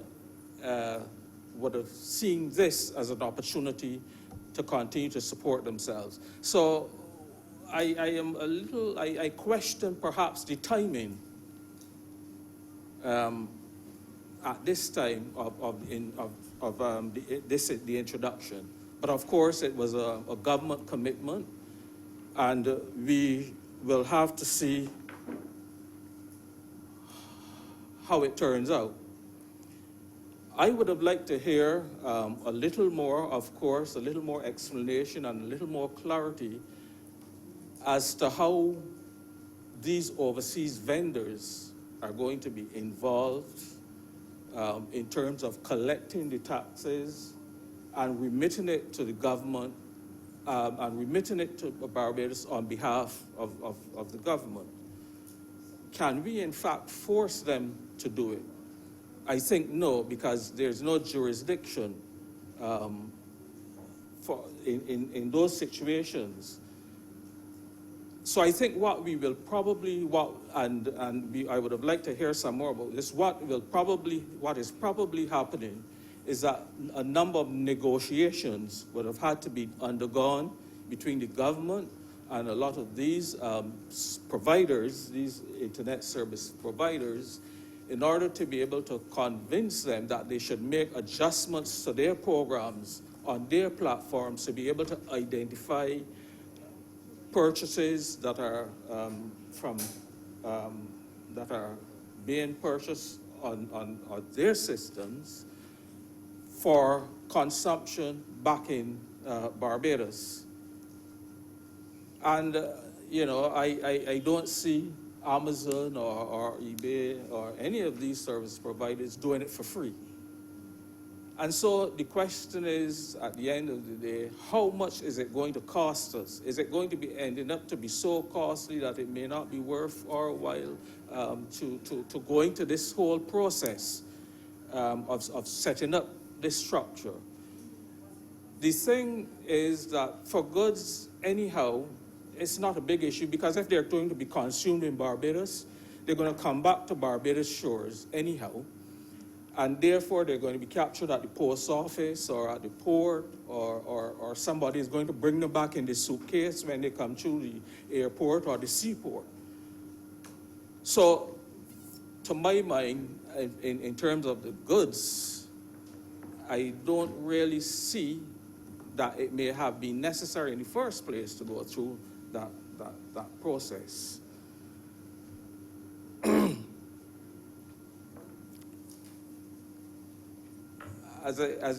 as I said at the beginning, government has to also ensure that in Barbados, the VAT tribunal is functioning in order to be able to deal with all these issues that from time to time may arise. And I just hope that one of the things that is happening is that the tribunal is being educated and being ramped up in order to deal with those issues.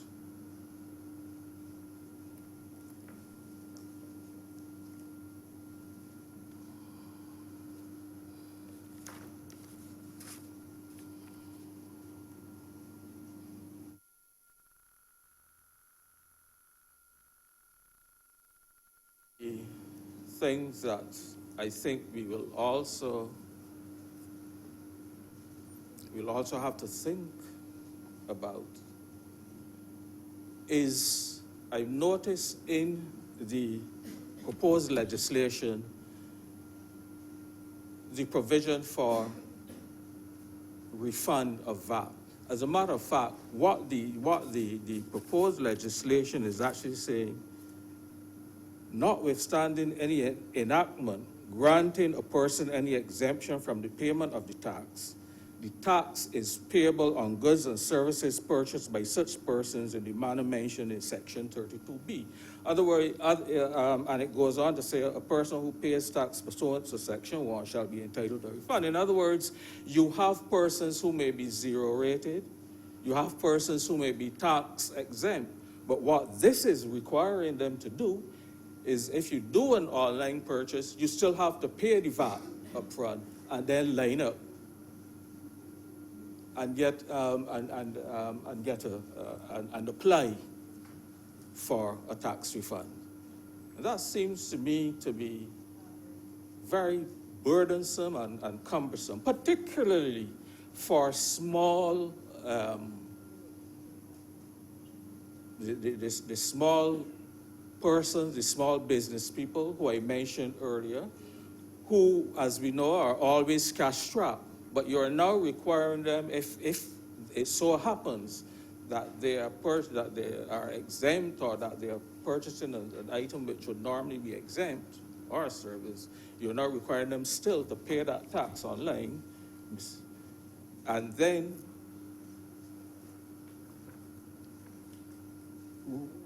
apply for a refund. So I think that, again, I would ask that particular section be looked at again and to see what can be done in terms of alleviating any problems which may arise for the small business person. But as I said, Mr. Deputy President, I am in favor of the charging up of this VAT on these online purchases. I hope that the issues and the problems which may arise may be able to be sorted out in short order, and I trust that government will be able to meet its goal of collecting the tax as efficiently and as effectively as possible. And with those few words, Mr. Deputy President, I'm obliged to. Mercy. I recognize Senator Adams. Thank you, Mr. Deputy President. I had written one presentation, but I think there have been some really good questions from Senator Drakes and Senator Nurse. So what I'll try and do is squeeze in answers to those as well as contribute my own thoughts. So to start with, Senator Drakes set out a context there that covered the nature of VAT as a tax and described it as a regressive. Well, that is in the absence of any exemptions of necessary foodstuffs, for example. Those do mitigate the regressive nature of the tax on the lowest income groups in a society. I think the further part of the context was she was saying that this is an extension of the VAT net. That is actually not the case. This is not an extension. These items that we are seeking to capture with online sales tax are already eligible for VAT. This is simply another channel by which they are distributed, and we are looking to capture that tax. Well, I welcome the riposte, but that is the case. Further, in citing the complexity that can exist around this, she talked about the EU. Now, I have actually run a business in the EU, and I'm very familiar with their system of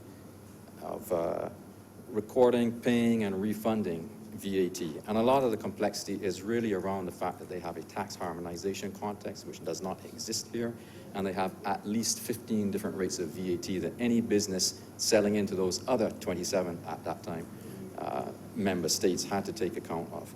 So the context is not really the same, and there are some differences, particularly in terms of, is this an extension? This is not an extension. This bill is really seeking to give teeth and enhance the existing VAT bill, where VAT has been eligible to be paid, but we haven't captured it simply because, as Senator Nurse pointed out, it wasn't cost-effective to do so, and I'll come on to that in a moment. Here we have what I consider to be a huge opportunity, which I hope I won't run out of time to cover down the road. Then, by my count, you raised 6 concerns, and the first one of which was, why are we calling it VAT? It sounds like sales tax. Well, I'm not a tax specialist either, but going on my experience in France, where I was running a business, they're perfectly happy, as are the other 27, to call it VAT, although they may be purchasing at the final part in the supply chain, a finished good from another country. So I can't really answer, but I'm not sure that is going to prove to be a substantive objection. Now, there are several points there that I'm going to try and capture with a technical answer. So, for example, you raised, what's the difference between Amazon, the platform Amazon and Samsung if you purchase a mobile phone from one? Are they both going to be treated the same?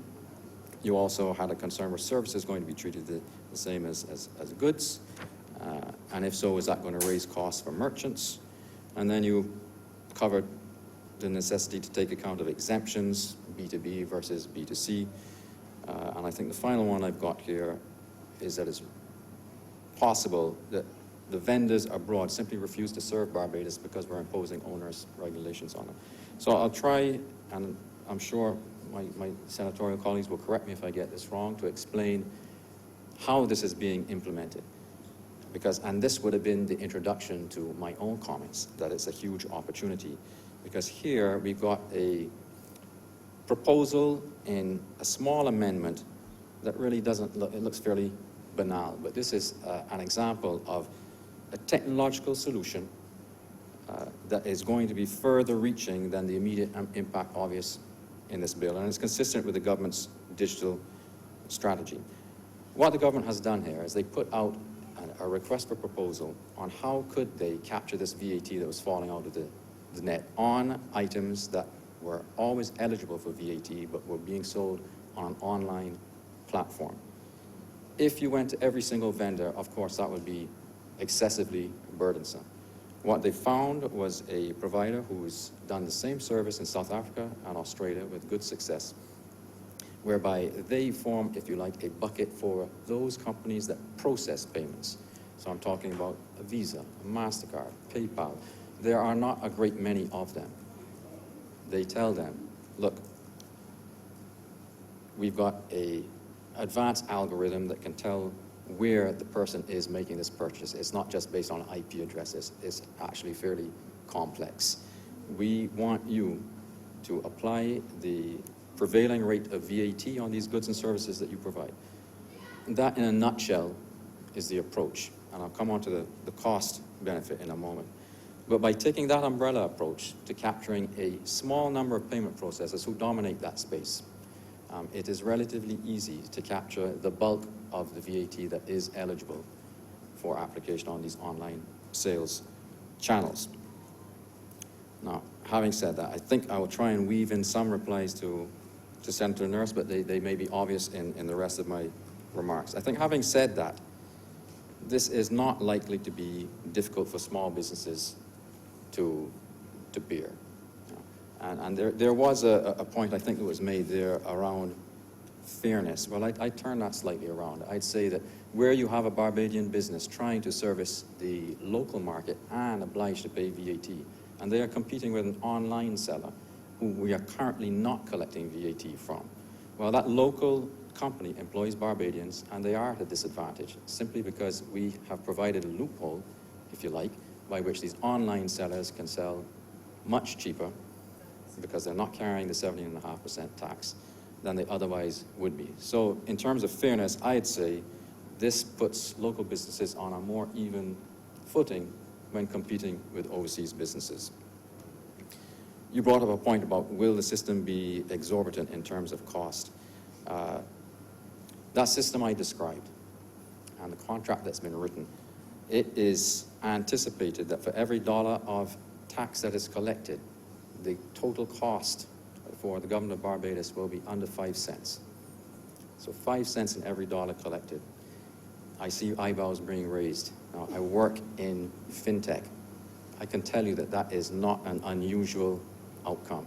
You input a technological solution to a problem that otherwise looks fairly complex, you get outsized gains. And that's where I'd loop back to my opening comment. I hope that I can have the chance to make my own contribution on what this means more broadly. I think just before I get into that, I would say there are a few other comments about exemptions, what about the existing rules, and so on. Everything that is in the original VAT Act still applies. Where there are exemptions, there's still exemptions. All this does is it finds a neat technological solution to the problem of collecting VAT on sales that are made through an online distribution channel. Doesn't change the underlying legislation. Doesn't extend the legislation. Now here I'll come on to my contribution, and I'm sure if I've... You've only answered questions so far. That is right. You are now beginning your... I'm going to try. I'm going to try not to do Senator Franklin a Caswellian 5 minutes, but I thought it was important because we've had the benefit of a briefing on this, and I think the other senators have not. And I am a big proponent of these kind of solutions because they are, for example, in this region, no one else is doing that. This is a region-leading solution. So I'll start this way, and this I'll restart this way, and I think this picks up from the Deputy Leader of Government Business there, where she was saying in very broad terms, and I'll spend less time than I would have if she hadn't said it. She said, look, you know, we have this idea of Barbados, a Barbados social model, the idea of public good, a social partnership. We spent 50-odd years building up institutions like free primary school education, free secondary school education, and recently we can now again say free tertiary education. We place a high premium on a good health system, free or near free at the point of delivery. We would like our sewage system to work. We're tired of potholes in the roads. We want our garbage picked up on time, so on and so forth. We have spent decades building this up, and we really have been in the past pretty proud, although in its current state of distress, it's harder for us to express the pride that we did beforehand, but we used to be pretty proud of our achievements, and rightly so. Now, in contrast to that, tax and tax systems, they get pretty short shrift. Nobody wants to go around boasting about how great their tax system is. But there is an inextricable link between the way you collect tax and the benefits that you can manifest in terms of public goods that you deliver to your citizenry. It is important when we talk about funding some of these things and getting back to the level that we were in the past, that we also recognize it is important that the underlying financing is very stable, sometimes innovative, able to withstand shocks. Here we've got an example, consistent, once again, with the government's digital strategy, of a piece of technology that not only is cost-effective, but it is broadening the number of people who contribute to VAT in a way that it did not before. The estimate in the current year of revenue that will be collected is around $20 million. The model that was used there reckons that most of the people paying that $20 million are actually not going to be Barbadians. They're going to be, for example, tourists who are booking Airbnb accommodation, or they're going to be reserving car rentals. Now, is that composition going to stay the same over time? I don't know. I'd say maybe, but I know that the underlying tide, if you like, is ripe for us to surf. You're talking about big numbers here. Consumer household consumption in Barbados is about $8 billion. That's, like, on average, it's been averaging about 75% of GDP for the last decade. In recent years, it's more than that. That proportion that's spent on imports is about $4 billion. Now, nobody knows for sure, within that $4 billion, how much is spent on online sales. But that is a space that I'm pretty sure, anecdotally, we can all confirm has been growing. People like to buy things online. Here you've got a solution to capturing the VAT that is applicable on those sales, that's cost-effective, that's neat, that is very likely to broaden the number of contributors and thereby raise the volume of VAT that we're looking at. And I would suggest that 20 million is a conservative number, simply because the other numbers I cited are relatively huge by comparison. Now, here's the part that strikes me as very important. If you manage to put in this kind of technological solution, and it is successful, and you get the 20 million and more, what you have really done is created a situation in which you've got unexpected, or perhaps secretly you did expect, this boon in tax revenues. But you've given yourself the margin to play more broadly with tax policy. If this is successful, you actually can start looking at potentially revising personal income rates as well as the VAT downward rather than upward. There does not have to be an inexorable and inextricable link between the delivery of government goods and services, whether it's the restoration of what we once knew or the extension of what we once knew, and the level of taxation, if you're able to find innovative ways to fund what you're trying to do. And I'd suggest that this measure here, that probably not many people looked at and thought is borderline revolutionary, may turn out to be a revolutionary example of employing technology to collect and fund the idea of a Barbados model that most people are very, very attached to, including me.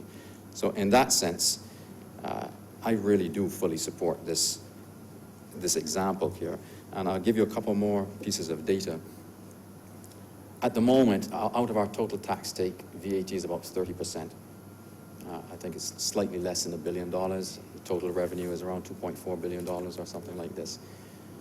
That's not a particularly high level. In the country that invented VAT, and again, this is France. They didn't just give us wine, and for those of a certain vintage, Brigitte Bardot, they also invented VAT.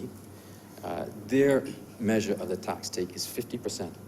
And it just so happens we're two very different countries, but they also have a very strong attachment to the ideas of free education, free health, and a healthy, strong delivery of goods and services by the government to its citizenry. So they've kind of shown that there is scope to increase, and that yet they don't even have the advantages that we do here, because I think we've maybe found a way to do a quantum leap in the way that we're collecting tax revenue, and in a way that doesn't impose an additional burden on the populace. It is, in fact, giving teeth to enhancing and enforcing the existing legislation that we've got there. I do hope I didn't do a Senator Franklin. Thank you for your indulgence. I'm obliged to you, sir.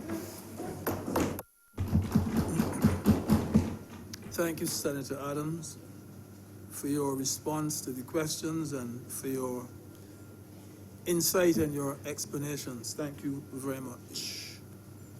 The next person I recognize is Senator Haynes. Thank you, Mr. Deputy President, for the opportunity to speak on this bill.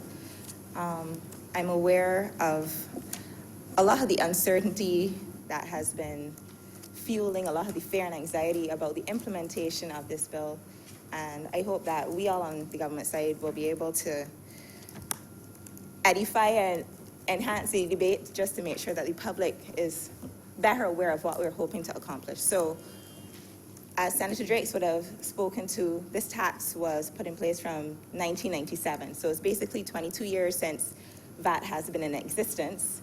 But since the implementation of the tax, the market space, the marketplace has changed. So whereas when I was in secondary school back in the 90s, I might have gone down to Bridgetown to get my clothes, now I would go to Neiman Marcus and ship to my sister online or something like that. So more and more, we've seen a situation where local businesses might not be getting the foot traffic that they used to because of the rise of e-commerce.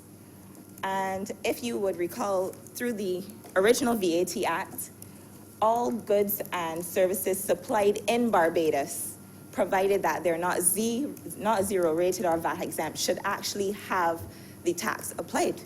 So the reality is that if you have managed to bring a good or service into Barbados without paying the tax, under law, you actually should have been. So as Senator Adams would have spoken to, it's not necessarily a case where we are broadening the tax net. We're actually improving the efficiency of our tax collection, and we're making sure that we have a tax collection system that is fit for purpose on the verge of the third decade of the 21st century.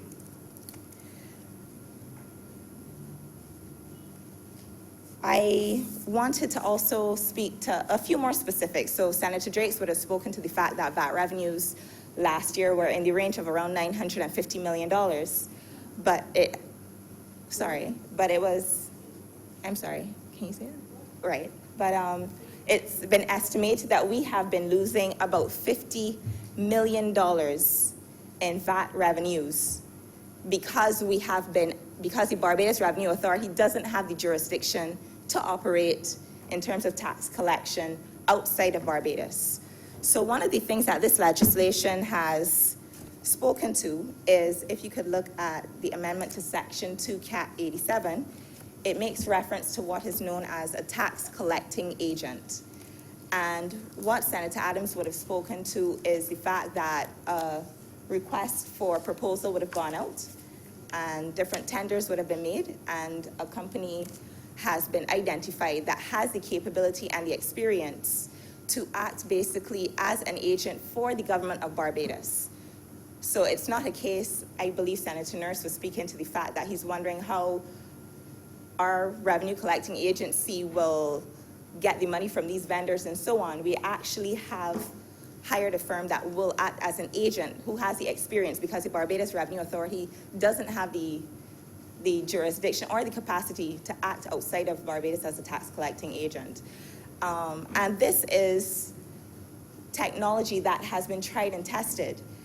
46 states, I believe, actually have a similar procedure in place where, let's say I am shipping something that I order online to my sister. She lives in Connecticut. Connecticut has its associated sales taxes.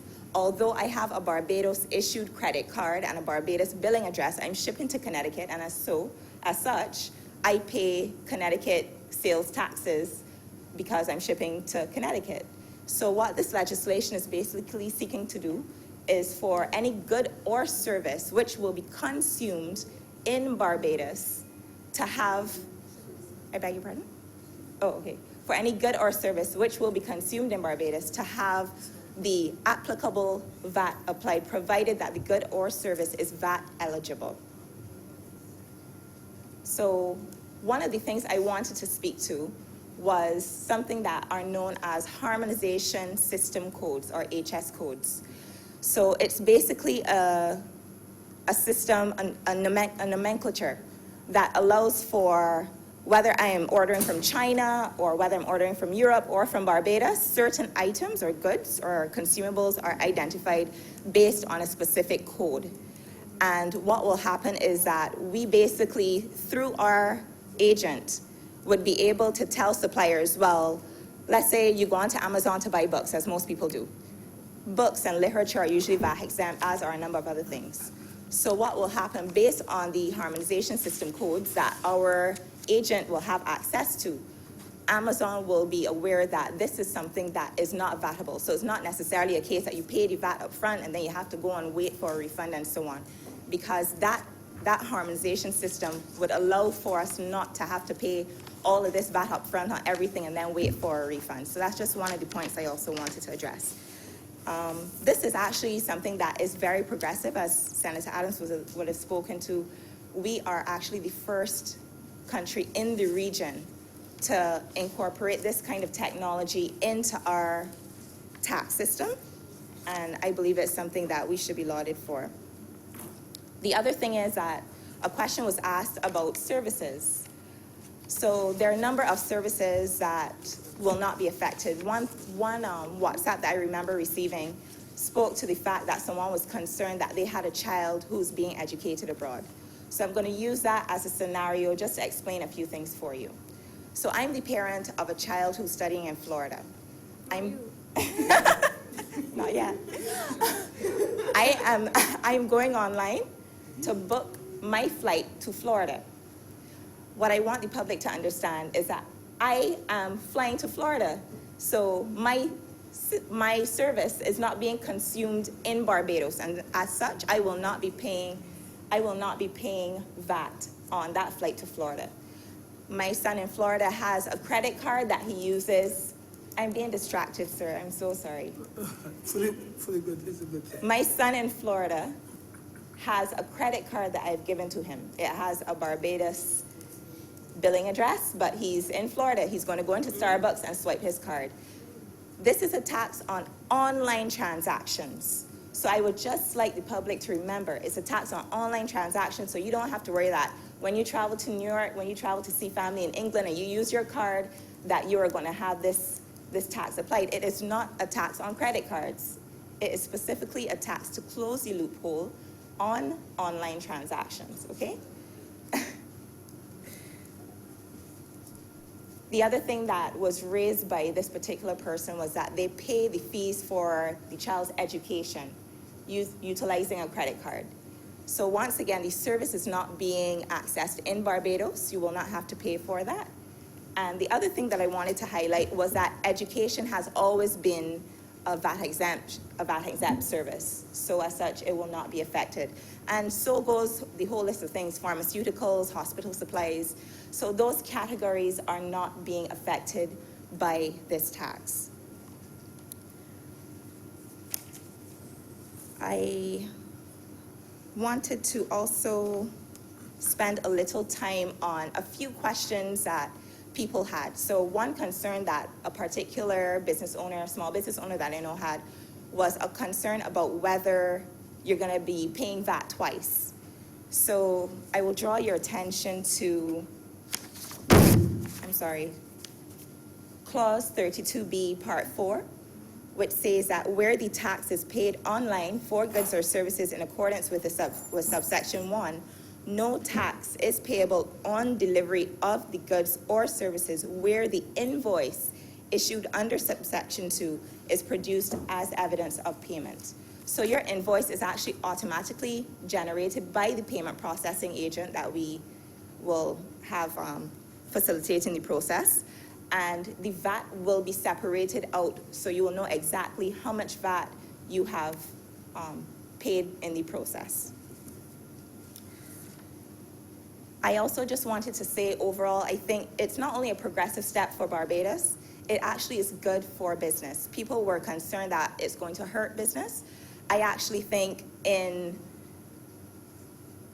creating an environment where people might be a little more hesitant to rush to do things online, you may now consider, you know what, maybe I'll go down to Bridgetown and see if I could get a pair of shoes or an outfit for a change and support local business, because keeping local businesses open means keeping Bajans employed, and that is so important. I actually recently had the opportunity, thankfully, to open a small business myself, and I had made a point and I made a commitment to myself to diverge from my usual habit of the online shopping and support local suppliers local furniture manufacturers. And that is really how we will get the wheels of the economy turning again.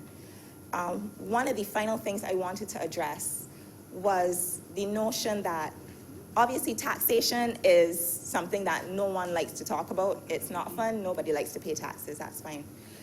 But I keep hearing this thing that we are being particularly hard on poor people. One of the things that the PM had indicated from the beginning was that the burden must be shared.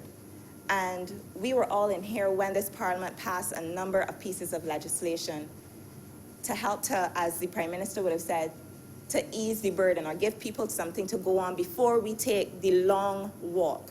Adjustment is painful. Adjustment is not fun. We all understand why we need to do the things that we need to do.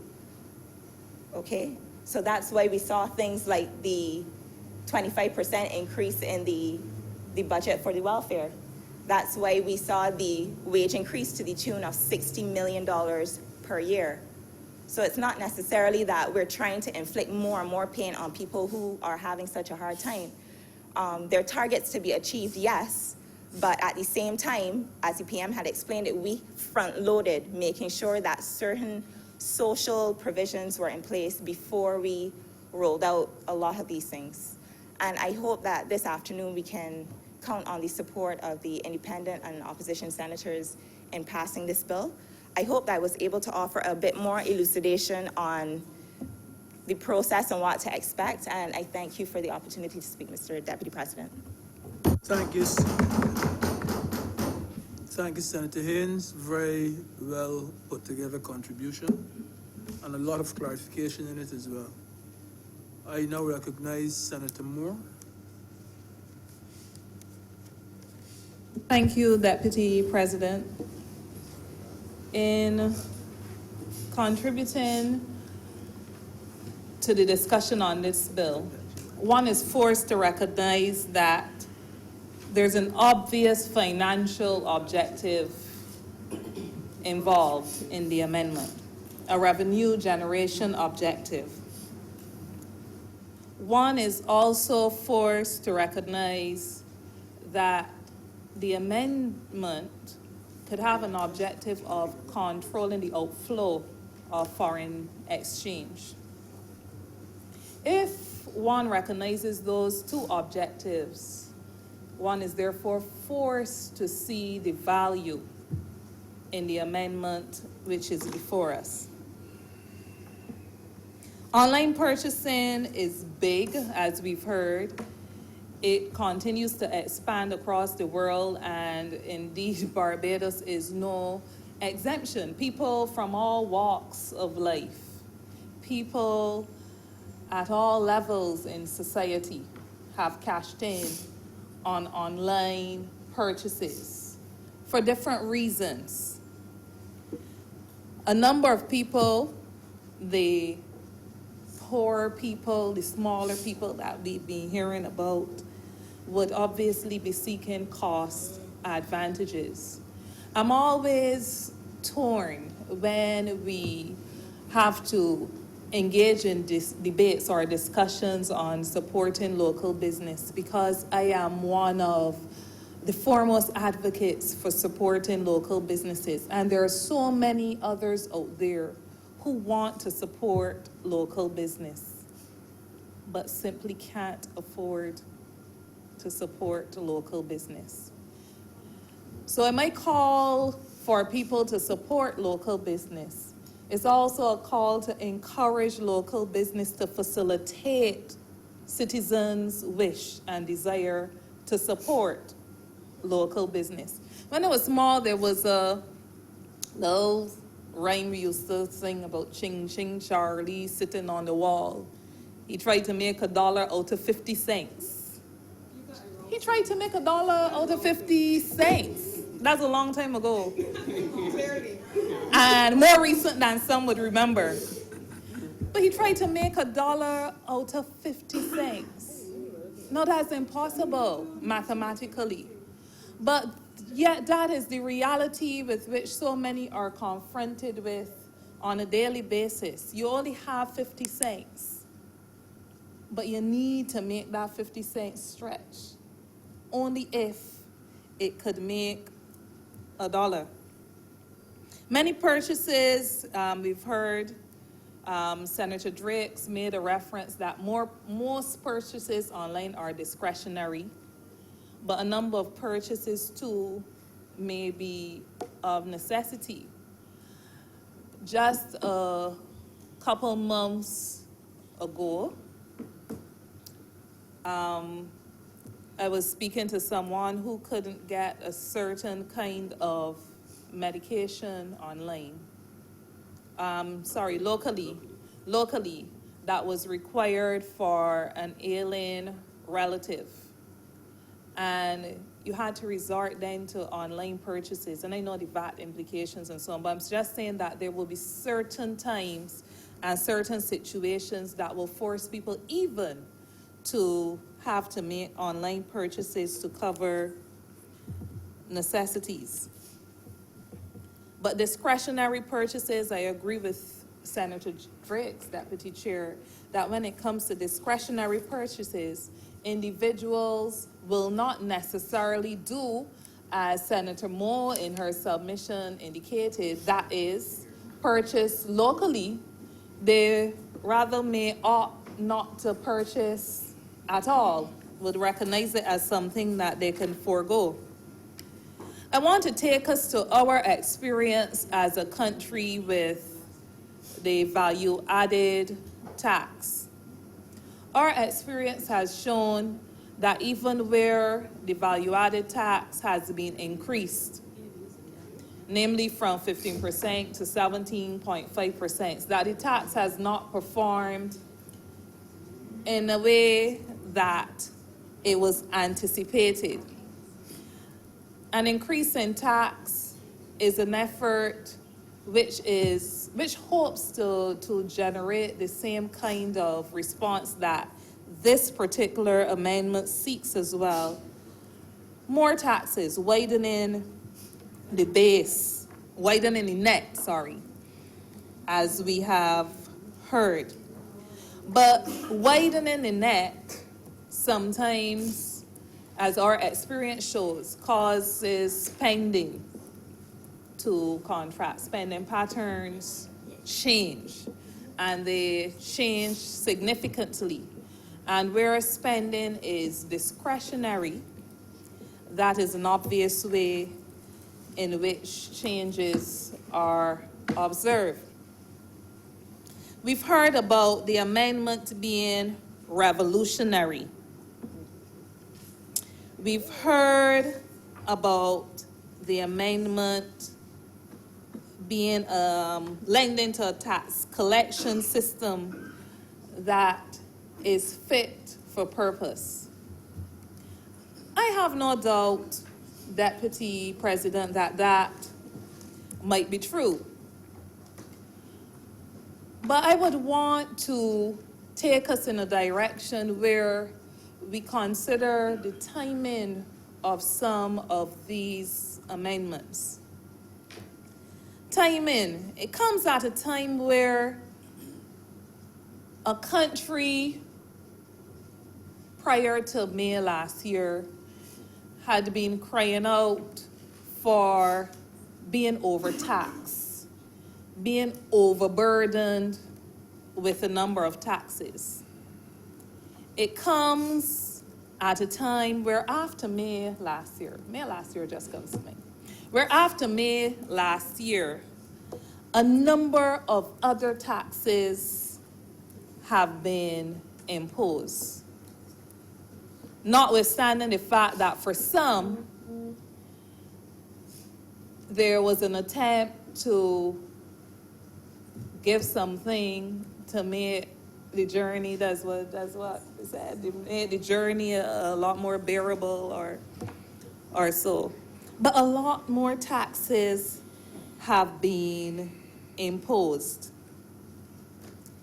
And where my concern comes, Deputy President, in this, it's not so much with the amendment, not only a timing-related issue because it comes on the heels of a number of other impositions, but it comes when there is a recognition that our tax system needs to be closely examined with a view of reforming it at a time where there is a recognition that there are so many taxes or so many sources of revenue through taxes that are out there in Barbados that are not being tapped into, although they're already in the net.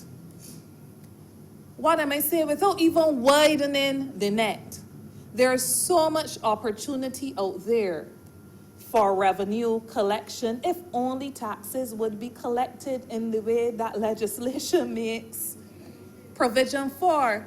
People don't pay them. Who people don't pay them? Not the small person that we have been talking about, but some of the people who are crying out for a leveling of the playing field. So charge the VAT on the online taxes so that people don't gain unfair advantage. I agree. But some of these, maybe some might call it big business argument, but some of these arguments come from the very sources where revenues that ought to be collected are not being collected. So we are aware that the government has started a process of tax reform. We've had consultants in, and it will be ongoing over the next 2 years to make sure that we get some fixes to these issues. I'm not saying that the online charging VAT on online taxes, my argument is not that it is unfair, it is unjust, and so on. But we have to move more swiftly to ensure that as we are embarking on a number of other revolutionary things, that we also make better haste in addressing the things that are well within our reach today to address. And I don't believe that in many cases it requires consultants to come from the IMF or wherever, because some of them are from the IMF. I don't believe that requires from the IMF tax team. I don't believe it requires consultants to come from anywhere to tell us what we know about who are not paying taxes, who are not even paying NIS. So that some of the very people that will be impacted, and I'm not saying unfairly, but impacted by the changes that are taking place, are the very people who don't even have the benefit of social protection, because the people who are responsible for ensuring that their end of the bargain is being kept, of the arrangement is being kept, are not honoring this arrangement. So how far do we go to accommodate some when the same pool we are not calling upon to honor their other commitments to ensuring social justice in Barbados? Social justice is not only about facilitating business, and I argue against those who say it is not about facilitating business, because in facilitating business, that's where we get the opportunities for employment creation and so on. But this is also about facilitating social protection and the other arms that make a country more than an economy, but that makes a country a society. So who and how will the wider net impact? A lot of time has been spent by other speakers lamenting the fact that it will be impacting those who on a daily basis are struggling not to be left further and further behind. I submit that it may be revolutionary, yes, but it recognizes that there are deficiencies in the current system, and that this step is not an answer to those deficiencies. it allows for reach in other areas, but that the deficiencies that we know of, and for reasons unknown to me, that we seem slower to want to address, that these deficiencies are also addressed.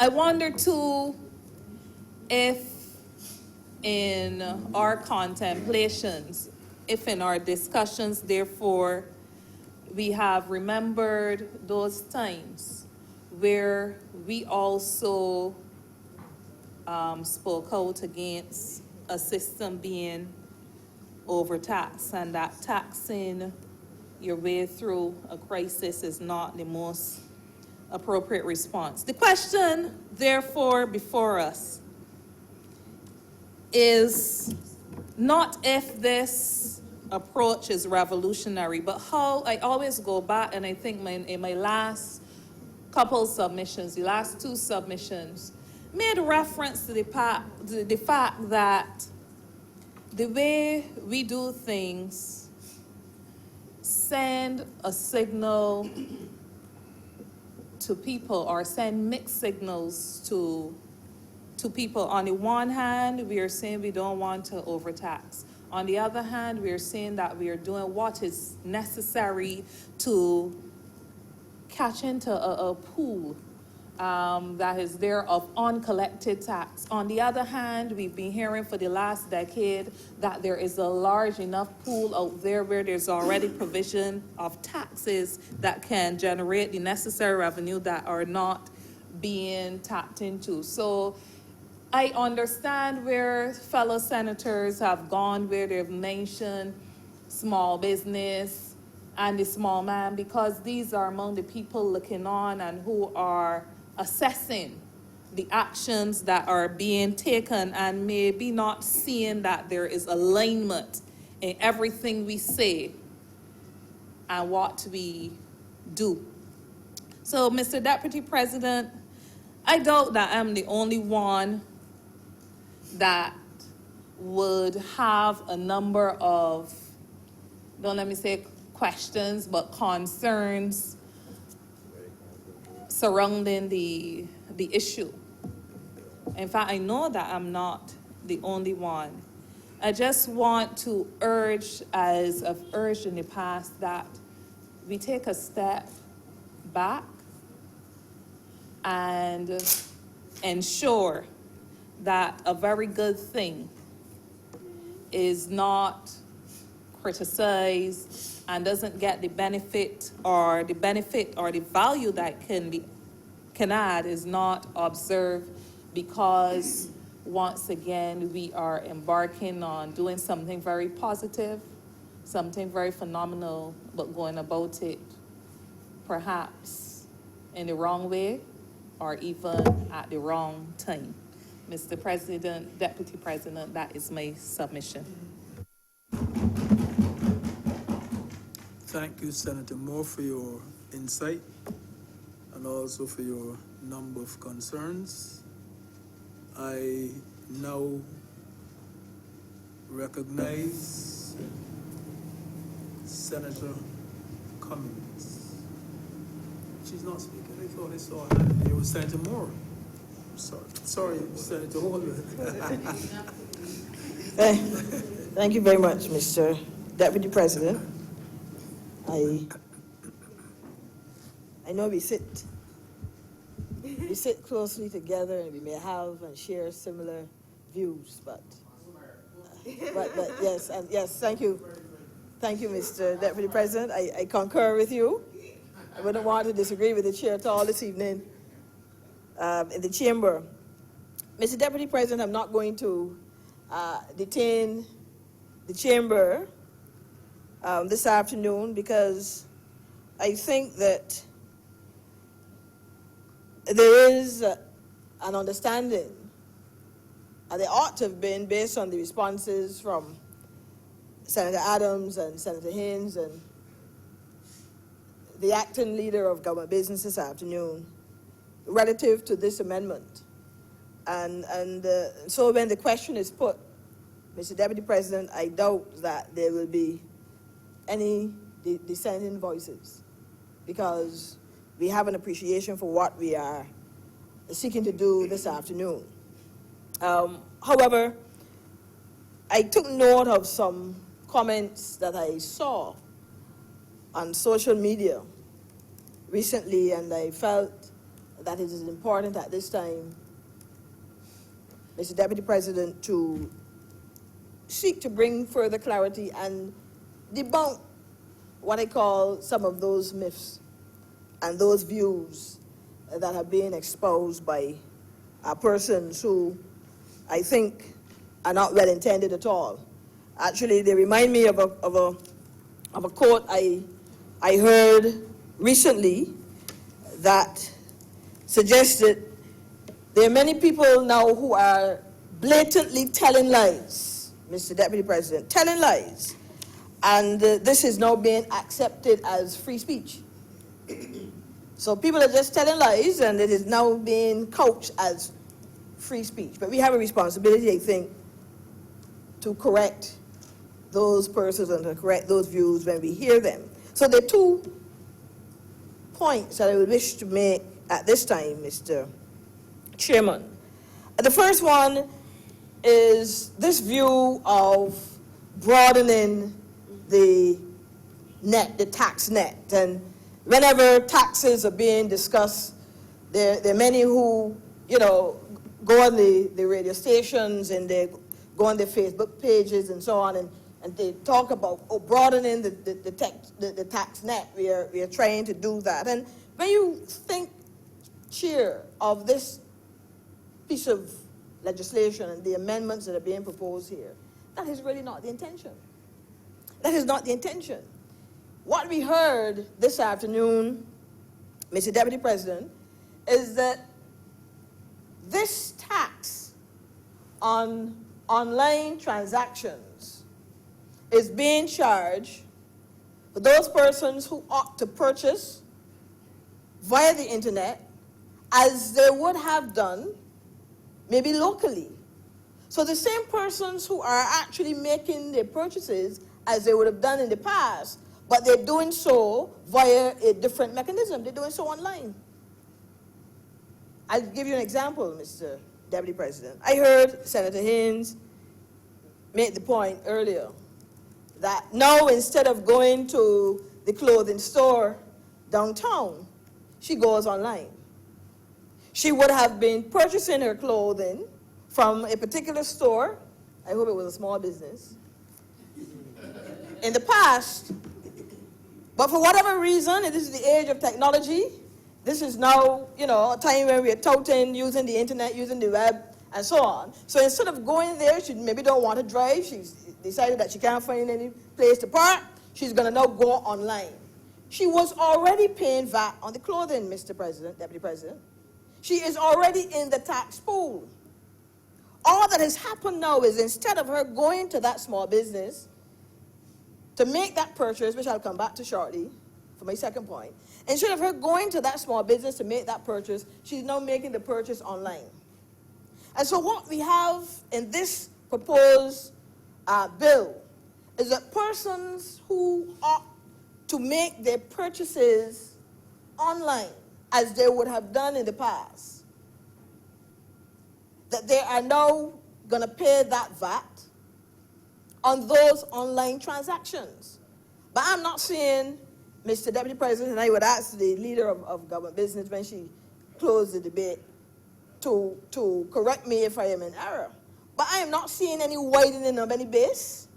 What I'm seeing is that those persons who are accustomed to maybe conducting their transactions and so on in that, what we call maybe that manual way, they're now doing it online. And so the VAT, Mr. Deputy President, that they would have paid before in those manual transactions, and they're now doing it online, they're now going to pay that VAT via those online transactions. That is what I'm saying. So I'm not agreeing, Mr. Deputy President, that there is any significant broadening of the tax base, that there is any widening of the net, that persons are running away from paying taxes, and so this is an effort to clamp down on them. That is not the case. Whenever we hear, Mr. Deputy President, the issue of paying taxes, whenever this conversation comes up, there are those, in my view, with mischievous intentions who seek to cast these kind of aspersions and seek to change the conversation for their own ill-gotten gains. Mr. Deputy President, that is not what I am hearing in this debate. That is not what I read from the proposed piece of legislation. It is simply to be able to say to those persons who have now opted for doing business online that they too will pay that VAT as they would have done had they done their purchases otherwise. The other example I give, Mr. Deputy President, not drawing on Senator Haynes again, I use myself now. I have 72 books. 72 books in an online library with a particular American vendor. I'm not going to call the name. I suspect persons may have a suspicion who that is, right? But 72 books that I have purchased over time, and this little gadget here, Mr. Deputy President, I can go online now, and I can access any one of those 72 books to read. And occasionally I'll buy, one or two here or there. They'll send me reminders and so on based on the history of my purchases. New books are out, consider this one and so on. What is happening, Mr. Deputy President, had I gone to a store in Bridgetown to make the purchase of any of those 72 books, I may have paid the VAT on the book. The fact that I have purchased those 72 books over time, I did not pay 1 cent in VAT. I disclose it. I didn't pay VAT for any of these 72 books that I have in my library. Didn't have to pay. What this amendment is saying now is that if I do purchase any more to add to my library, I will now pay VAT on the transaction. So that is what we are debating. That is really what this proposal is seeking to do.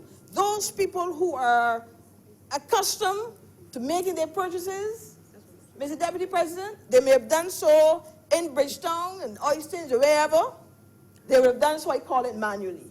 But they're now doing it online. They will now pay the VAT as they would have done had they purchased that item otherwise. So that is the first point, Mr. Deputy President, that I wish to make. So that all of those who are talking about bringing down the hammer on people and the small man now having to pay for the online transactions and so on, that is not true.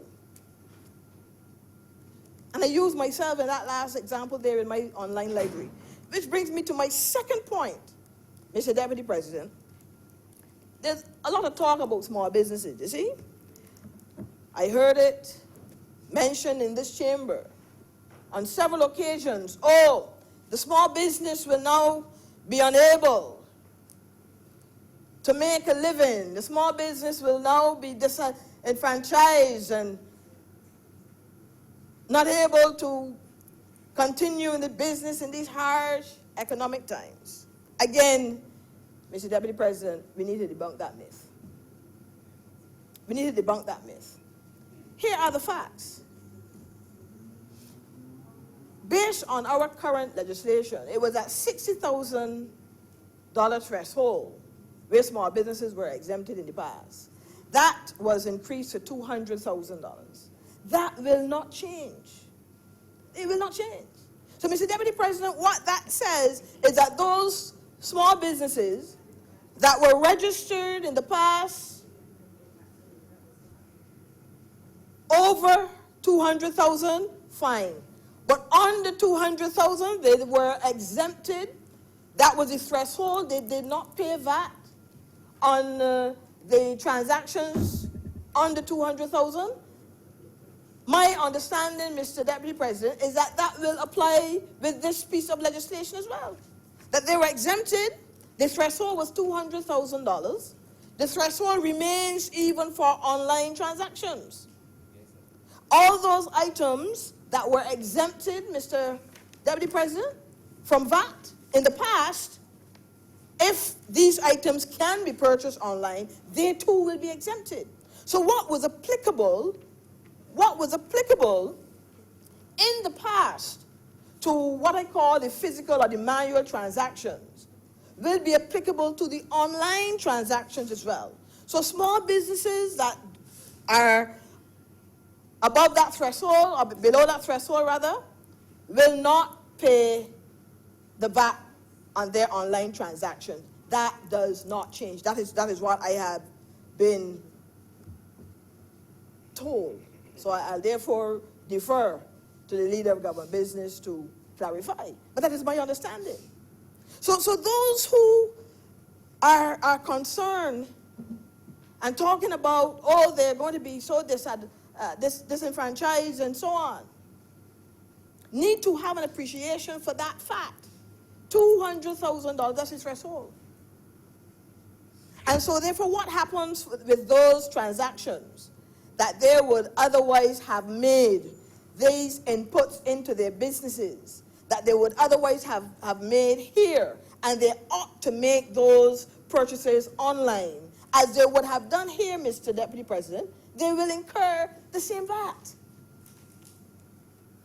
So if they had gone to the large distributor on Spring Garden to purchase those inputs and they pay the VAT then,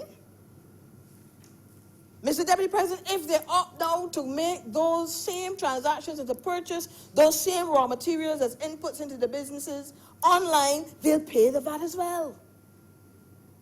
So I'm seeking to correct the view that there's this move afoot by this administration to penalize and to introduce these punitive measures on the small business sector. The truth is, this administration over time has proven its commitment to the development of small businesses in this country, unlike any other. This is the administration over time that would have introduced the necessary legislation, that would have brought policies, training, etc., assisted with technical assistance for exports through the BIDC Technical Assistance Program. Chair, I'm not going to detain us by going into all of the details about that, but to show that it is not the intention of this administration to disadvantage small businesses operating in this country. Nothing can be further from the truth. But what we do have, and this is the takeaway, having heard several presentations before, is a need at this time for us to engage our people and to educate our people. Because what I think, Mr. Deputy President, has occurred here is that with this announcement and the bill being circulated, that people jump, as we say in Bajan parlance, on the bandwagon, which clearly was a wrong one, and would have issued and spewed out a lot of erroneous views. And therefore, it is incumbent on the administration, in my view, to seek to correct those views and to educate people about what this amendment is really seeking to do, to ensure that all of our stakeholders and our constituents are apprised and are aware about the implications of this piece of legislation. I agree with those that call for those kinds of efforts, that level of communication and sharing and so on. I hope that we can do a little bit more of that. But the point must be made, Mr. Deputy President, that this tax, this value-added tax on online transactions will continue for those purchases that may have been done, as I said, physically, manually, and so on, and individuals who elect now to make such purchases online, they're the ones that have now to pay this VAT. And so the those that operate in the informal sector, I heard a lot of talk, they said, Senator Nurse and others talked about it, those that operate in the informal sector, because when they speak about the threshold and all that earlier, I'm really talking about the formal sector. There is an informal sector that I am hoping, it is really my desire, that as we go forward, that we can bring a lot more of those who operate in the informal sector into a formal arrangement. Yes, it is true, we'll never get 100%. And no government in its right mind will really aim for 100%, because it's really not possible, it's not practical either. It can be a bit more cost effective to do so, more costly rather to do so. But I'm hoping that we can get more and more persons who operate informally to come into the formal sector, because there's protection there. The government, yes, wants to be able to collect information and so on, but more importantly, those persons will be able to access certain provisions, policies, and otherwise that will protect their business operations, that will be able to help them manage their liability, manage their risk, and so on, in the provision of their goods and services to the consuming public. So I'm hoping that Mr. Deputy President, can be something that we can pursue, that we can achieve as we go forward, because we need more of that happening. The research, my last point, not 5 minutes as Brother Caswell would have shared earlier, but still, I'm wrapping up now. My last point is this. The last survey that we would have done as an association would have suggested to us that in excess of 9,000 businesses operated in the formal sector. This is micro, small, and medium enterprises. 9,600 odd. This is 2016, so that's 3 years ago approximately. All right? Operated in the formal sector. Now, there's a view that there may be 2/3 of that number that operates in the informal sector. So you'll see, Mr. Deputy President, that there are quite a few persons that I'm hoping we can encourage, maybe through moral suasion, to become formal firms. Right? But of those 9,600 odd formal micro, small, and medium enterprises, 45% of them are considered micro. 45% are considered micro. And micro, based on this study, has been defined as firms having 5 or less employees and grossing less than $500,000 Barbados dollars, less than. So we're talking about 45% of those in the formal sector, the majority of which, I posit, Mr. Deputy President, are not paying VAT.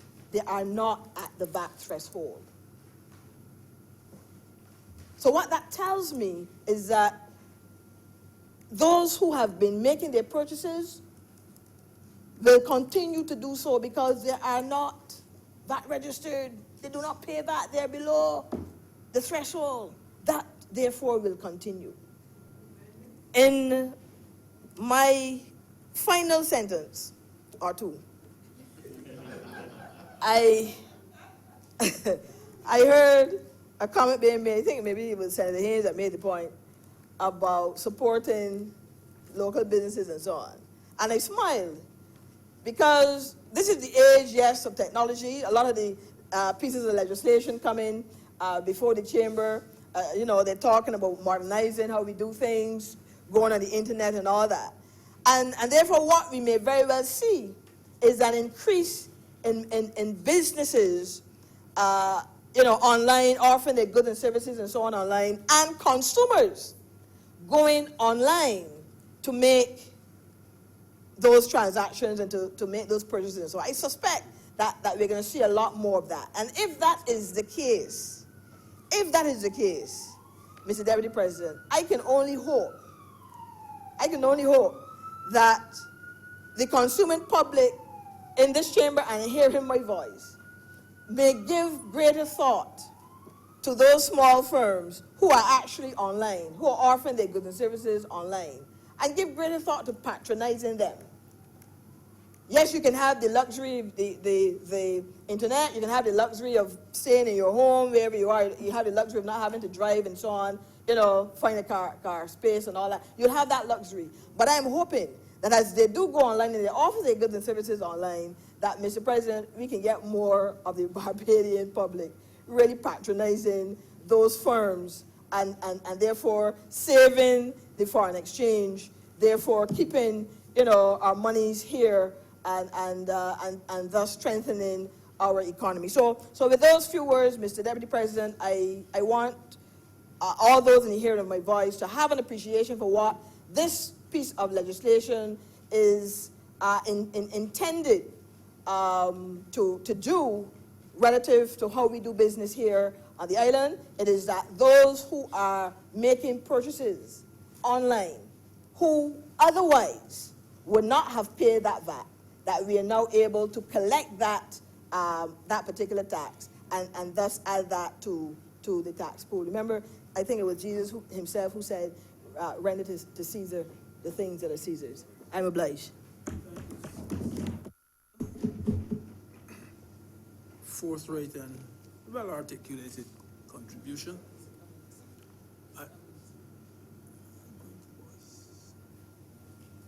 Senator Boyce. Thank you, Deputy Chair. The debate this evening has been lovely, and the perspective has really been set forth quite clearly by the government side. It should be commended. Certainly, I can tell that a number of persons in the chamber would have been a bit less enthusiastic prior to the start of the debate, but after hearing the representation put forward by the government, I think we have a much better understanding. The issue I have with the legislation as proposed certainly doesn't warrant any objection to it. And for my part, I will make certain comments that may be considered by the government side with regard to its utilization and its uptake within the confines of the existing tax structure within the island. And I've been guided in this exercise, sir, and I want to make reference to the document, although I'm sure the technocrats among us would have already reviewed it, but the International Growth Center issued an article or a published report funded by UK Aid. And the name of the report, sir, is Private versus Public Collection in Enhancing Local Tax Revenues. And within that report, there was detailed analysis of the utilization of agents as is contemplated by the legislation and the pros and the cons of such a step. Recognizing that this has been described by Senator Adams and Senator Haynes as a unique movement, certainly the government should be commended for seeking to utilize all available options by which to enhance the ability to obtain revenue to finance its obligations. So the concept of using an agent, certainly there is no issue there. It's actually utilized quite widely, and it's something I had to look up even amongst the liberal territories such as the USA, to all parts of Africa, India, and various entities within the Commonwealth. Now, there are certain recommendations that are put forward, and I heard Senator Adams make reference to the tendering process that was done for the selection of the entity in this instance. And what these recommendations are is that this tendering process becomes a bit more monitored, and that there's a sophistication, and I guess this will develop over time the more we utilize the concept, but there's a sophistication with regard to the utilization of revenue projections to aid in the selection. In other words, persons who are being asked to tender have the necessary skill set and being able to put forward their revenue projection based on what they're being asked to collect, while you compare that to the cost of the country. Senator Adams indicated that the cost would be 5 cents to the Barbadian to every dollar, and I will have to rely on Senator Nurse to determine whether or not that is a good value or not. I certainly don't have the skill set, but the recommendation which I will be submitting to this Honourable Chamber is that as we grow in our sophistication, we start to look at how these offers are made and what is accepted and what is a good deal. Another recommendation put forward by UK8 and the academics was that these contracts are given for a shorter term. Now, we have no indication to this House as to the length of the term for the existing contract, but I believe there will be avenues for that to be cleared if it's sought. Also, there is recommendation that we ensure there's adequate monitoring and oversight, and I see there is provisional legislation for that to be done within the BRA. Of course, if the BRA does not have the capacity, and it will take time for the uptake of the sophistication, we have to wonder the level of the oversight that will be provided within the short term. But as we're growing our skill set, that oversight should increase. And the skill of the oversight and the efficiency of the oversight should, of course, increase as well.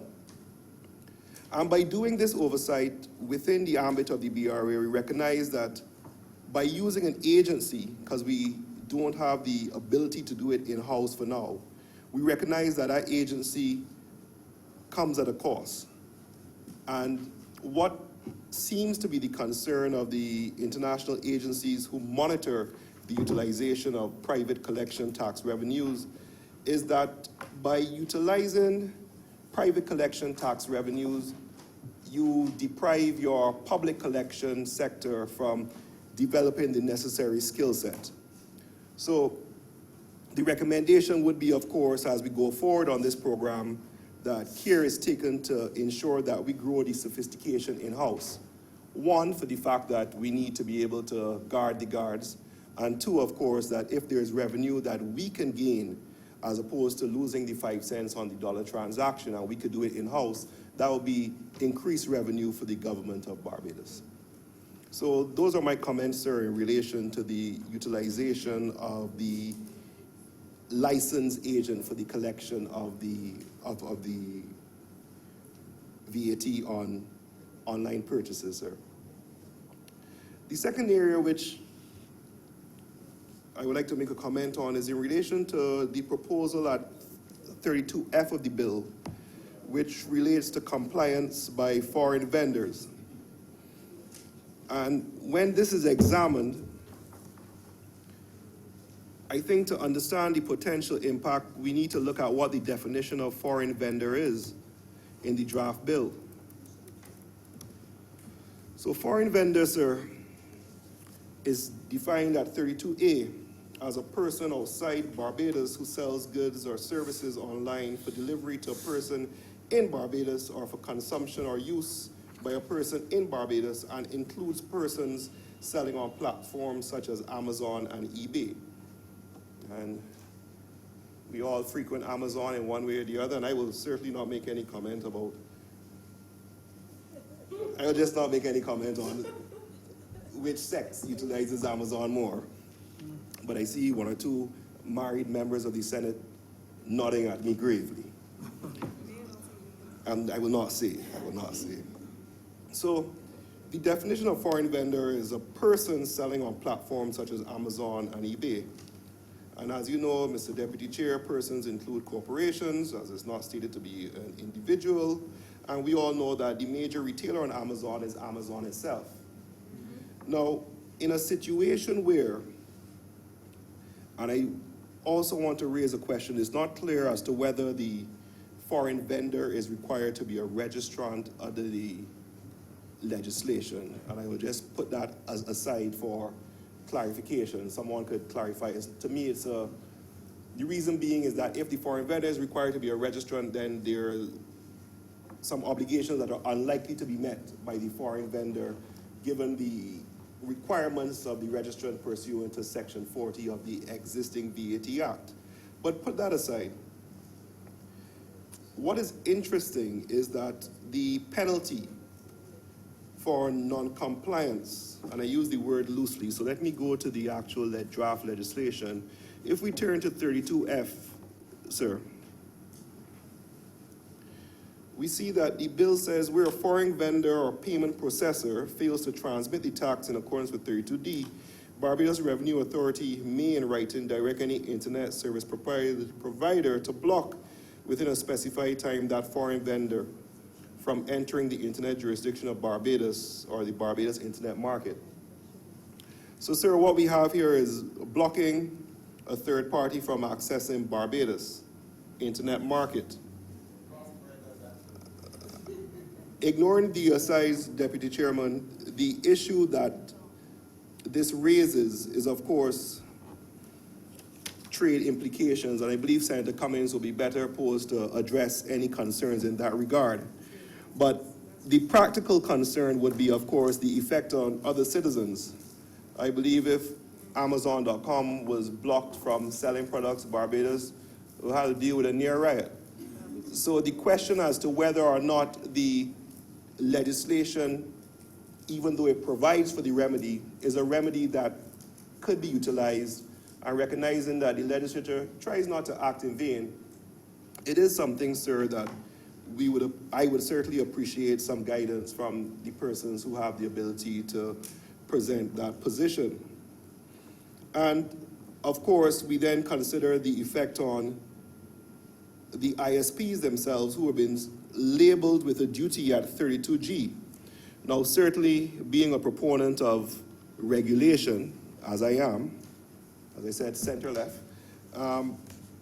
there is to be, though, an interesting argument that an ISP provider shall now find themselves in a position where they are required to cooperate with the BRA for the purpose of collecting taxes and the provision of information and taking such action as is reasonably required for the recovery of taxes. So what happens when they fail this duty, sir? What's the definition of failing this duty, sir? So these are things which raise concern, but certainly not enough concern to say, don't support the bill. And it is, I think, an objective which ties into the government policy, which I support. And with those few comments, sir, those are my submissions. Thank you, Senator Boyce, for your analysis, and your concerns are obviously noted. Senator Cummings. Thank you very much, Mr. Deputy President. I want to commend my colleague senators for the quality and the substance of the debate that we have had today. We have had a piece of legislation being introduced which makes substantive changes to our tax architecture, and in so doing, we have had a number of concerns and queries raised, which we on the government side have sought, rightfully so, to respond to in an environment of mutual respect. And I want to commend our colleagues for the way in which we have engaged this afternoon. In continuance of that trend, Mr.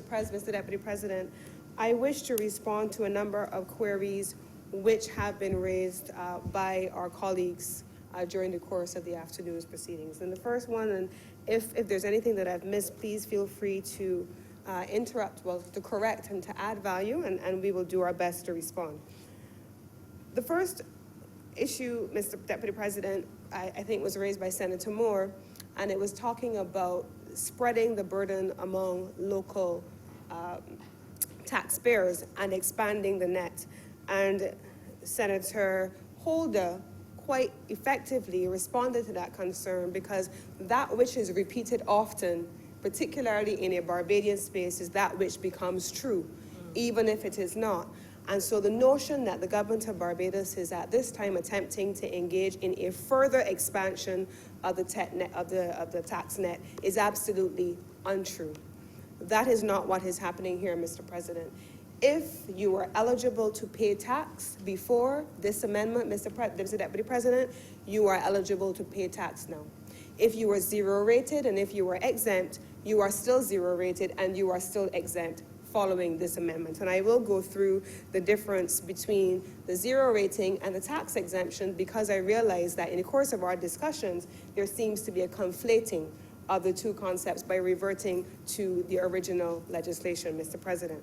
So I'm going to start there, Mr. President, and if we go back to the original legislation, Schedules 1 through 3 outline the specifics of the VAT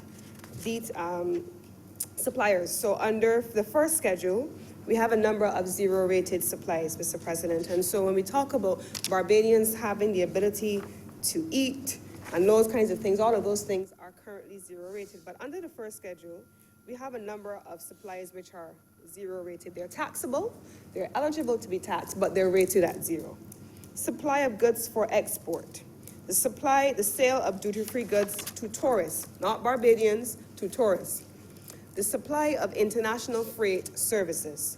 The supply of services to international commercial ships and aircraft, repair and cleaning, and so on and so forth. International telecommunication services. We had a query raised by Senator Moore about drugs. Those are currently zero-rated under the existing VAT Act and will remain so tomorrow once we have completed this process. Senator Holder also raised books, and I want to assure her that after this has been passed, she also will remain in the zero rating bracket, and she will not have to now start paying tax on her books. So those 76 books in her ebook portfolio are safe. In the second schedule, Mr. Deputy President, we have what we call VAT exempt supplies, which is different than what we have as zero rated. And the second schedule exempts the following supplies generally. Financial services, the sale of real property, rental of dwelling, lease of property for at least 25 years, lease or license of farmland used for farming, a supply of goods and services made by a condominium corporation to the owner or occupant of a residential condominium unit, passenger transportation, a bus or taxi, a supply of water or sewerage services by the Barbados Water Authority, and a number of other things, including but not limited to supplies by a public hospital, ambulance services, provision of education or instruction by an approved education institution. All of those remain in the schedule, which we are not amending today, Mr. Deputy President. And so I wish to assure Barbadians that the tax net has definitively not changed.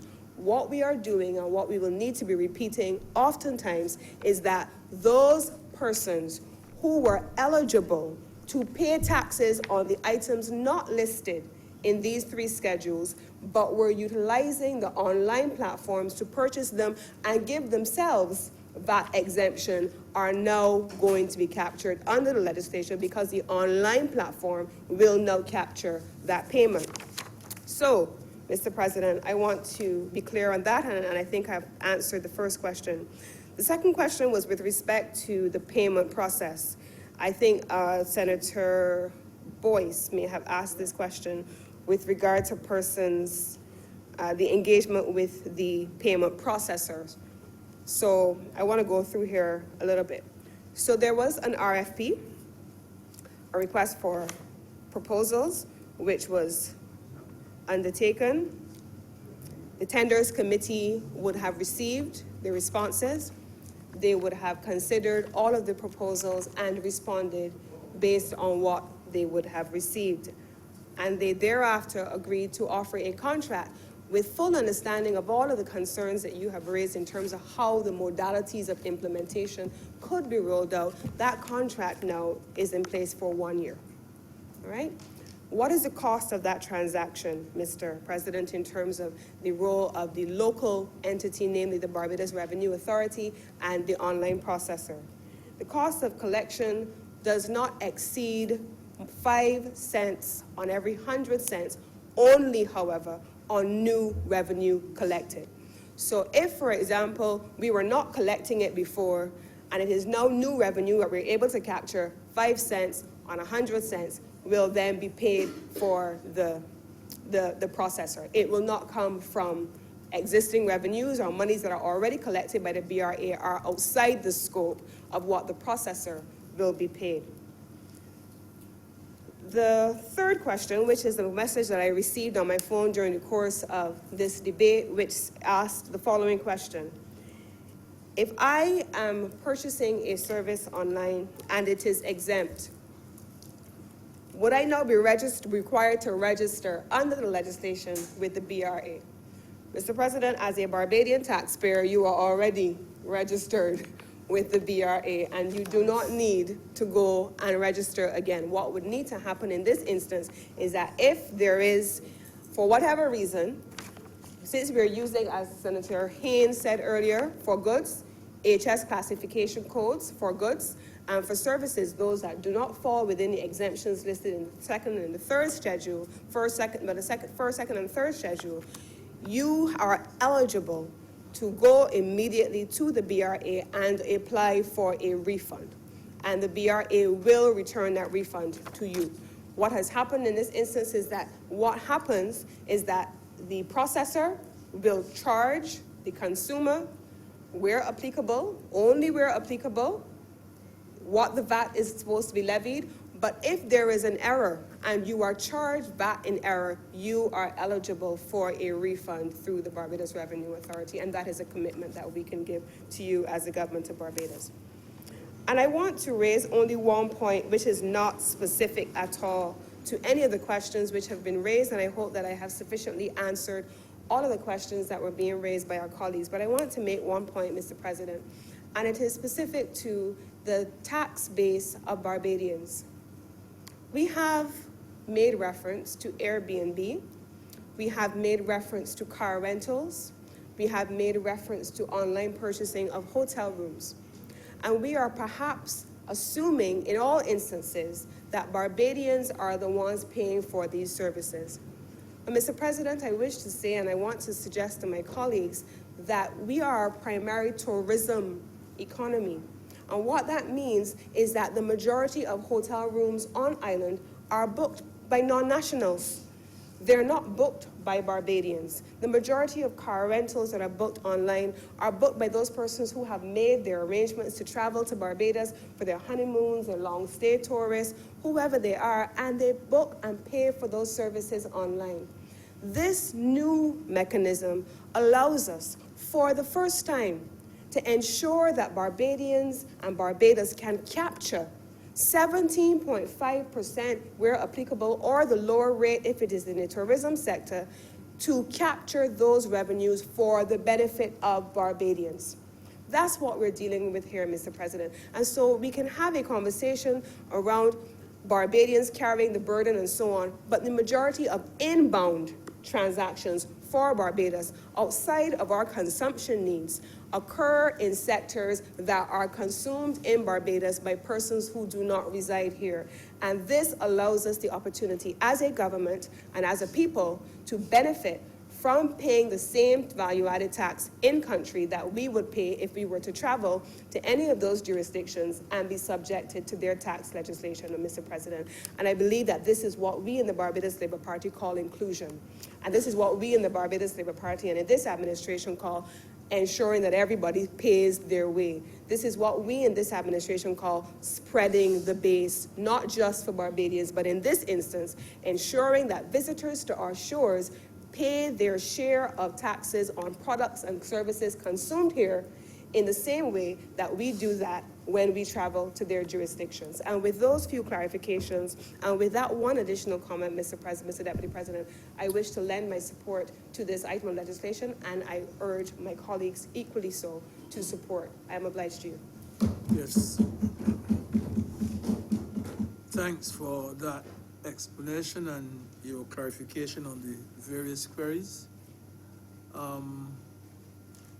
Senator Franklin. Thank you, sir. I'm confused. Thank you, sir. I am confused, I read this thing, and I want to start where Senator Boyce left off, because that was one of the notes that I had here. Section 32F. Block the vendor from entering the internet jurisdiction of Barbados. I want to understand how this works. or how it will work. You are a Amazon or whoever.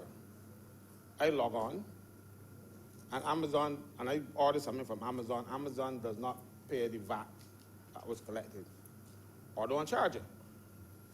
Because as far as I know, Amazon is not a VAT registrant. I don't know what will happen there.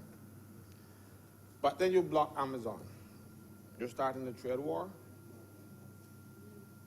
because Amazon makes more money than Barbados in 2 days than Barbados making a whole year. So I don't think this is what the road the government want to go down. What is so difficult with, I'm buying something on Amazon. Amazon does not deliver the things to my door. They send them either to some location in Barbados, post office, some airport, something. What is so wrong with collecting the VAT there? Now, if it is vatable, customs can collect the VAT, or the postmaster general can collect the VAT. Why is this amendment necessary? To force people outside of your jurisdiction to comply with your laws? You know, be another superpower that can force people to comply with our laws, or else. Remember we had the FATCA? You know, if we didn't comply with that, the U.S. would lick us up. But who are we going to lick up if those people in the United States refuse to follow Barbados law? We have 66 scrambles we're going to power about here. We ain't even going to power and carry on. So what is this all about? Is this trying to stop locals from accessing cheaper stuff on the internet because the merchants in Bridgetown are not seeing the kind of dollars that they used to make because you're getting it cheaper? Because let me give an example of my own experience. I went on the computer and I wanted to watch a movie. And it says not available in this jurisdiction. I called my son who lives in New York, because he's the computer expert in my family, you know. He told me that simple. And he explained how to do it. And I'm watching the movie now, you know. And when I check to see where I am located, I'm located in Florida. But it says my VPN or whatever you call it. I'm in Florida. Yeah. I can go and bring you to ensure that I am in Florida, and I'm watching the movie now because I am in Florida. So what are we doing to this, with this piece of legislation? I don't think it makes sense. We are trying to appease people who are gouging the people of this country for with their high prices all along. I don't know why the government even paying them any money. Yeah, I know we were, but nobody want to take these things into consideration because these are real. These are real things. This is what's really happening. You collect VAT. Look, when you do a customs entry, and I was a customs clerk years ago. Yeah, you said I did a lot of things. And we paid the consumption tax or whatever it was. I wasn't in the VAT era when I was a customs clerk.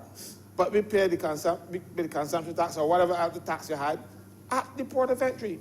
What is so wrong with charging at the port of entry when these things come in? Unless government is trying to stop, as I said, people from purchasing overseas so you can go in town and buy it at the price. Let me give an example again.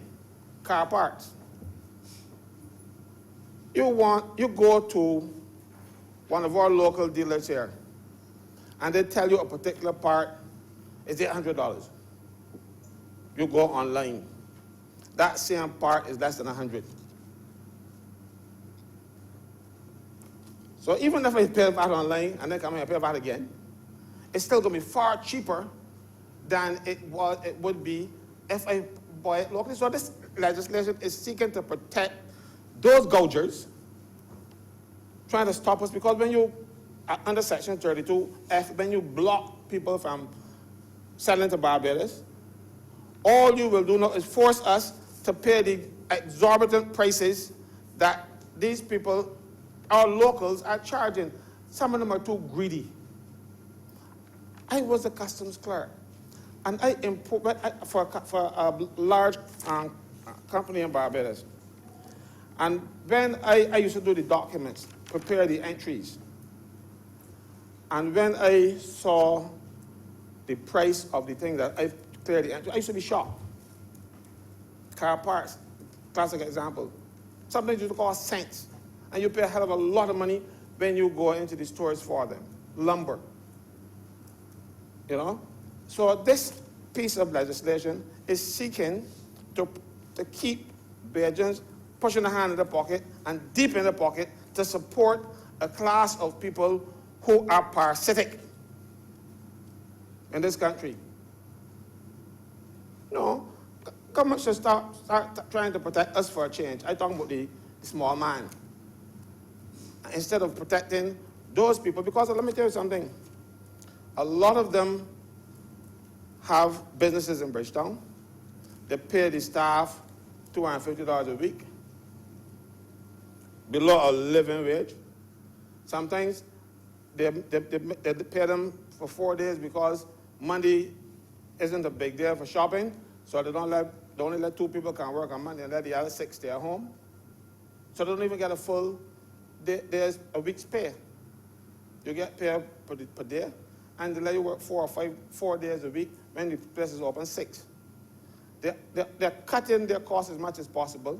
I know they're getting government to cut our tails by charging VAT outside of Barbados and think about when you can get it back. You cannot force Amazon or any of those large companies because you pass a law in Barbados. People will laugh at you.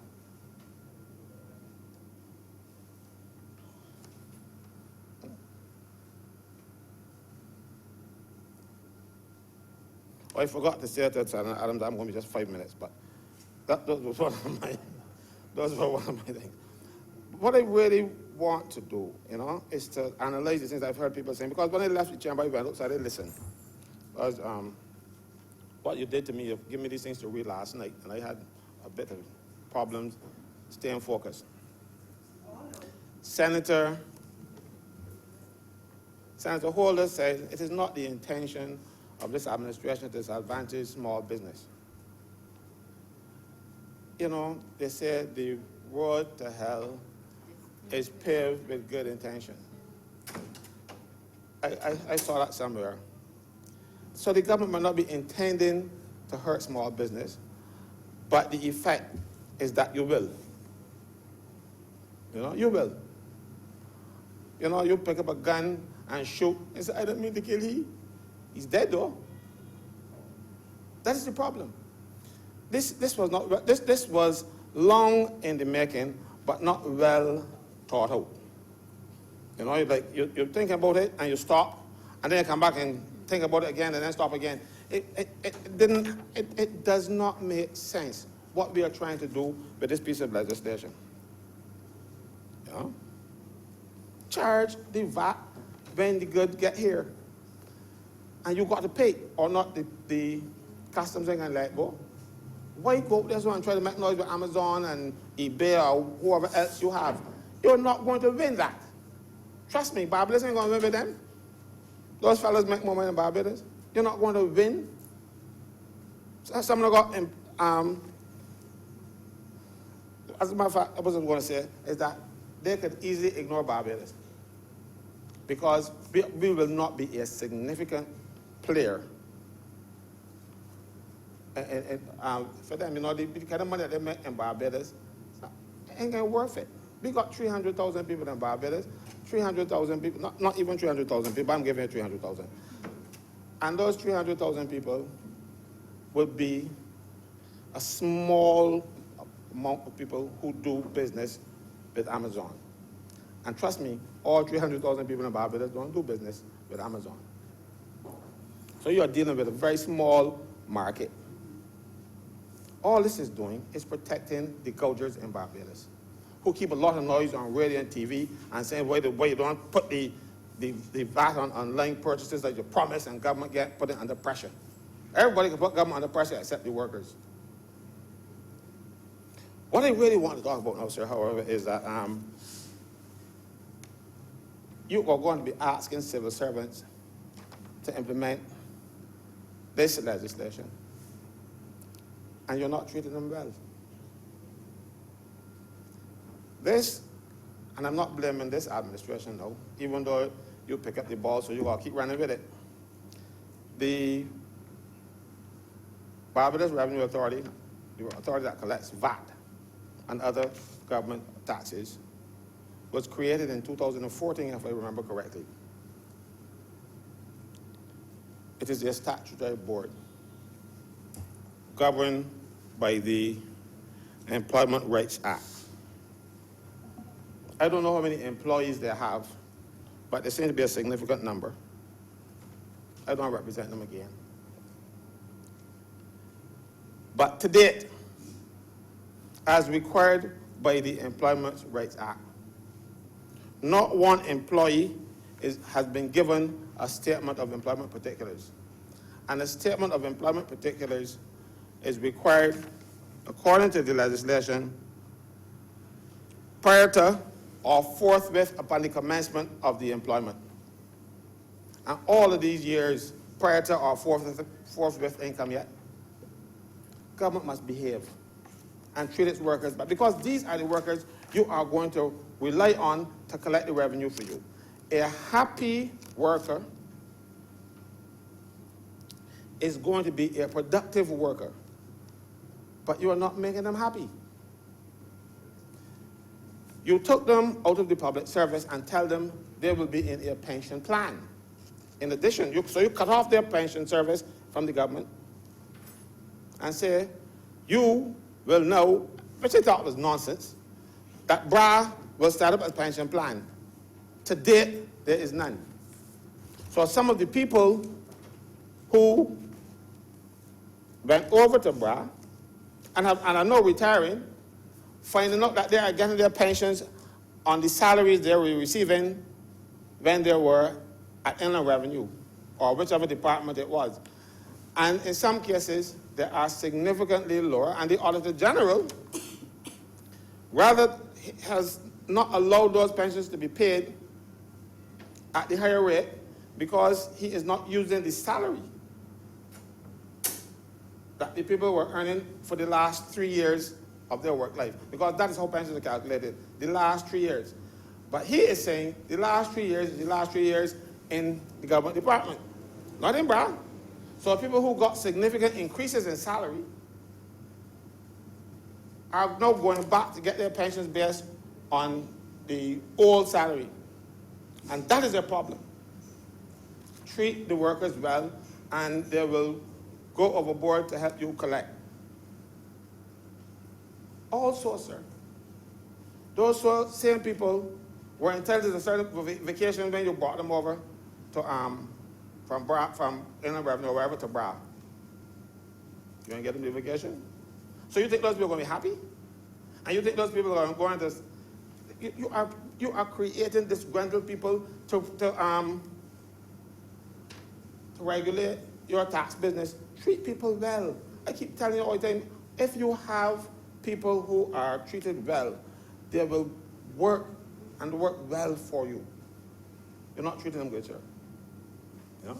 Instead, they tell them, oh, we can pay you for the vacation. First, I don't want to pay for my vacation. I want the rest. I want the vacation.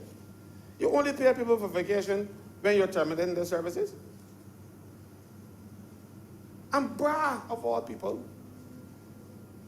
credit them with the vacation money. And even though the people refuse to take it, put it on the TD5, as call it, and said, I want to pay taxes on it, even though they may get it.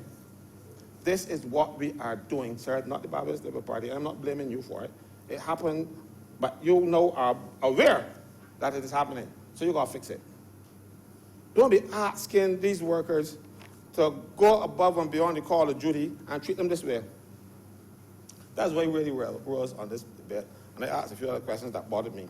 But you need to make sure that when you have workers working for you, that they're happy. If they're not happy, you are the government or no other employer is going to get the best out of them.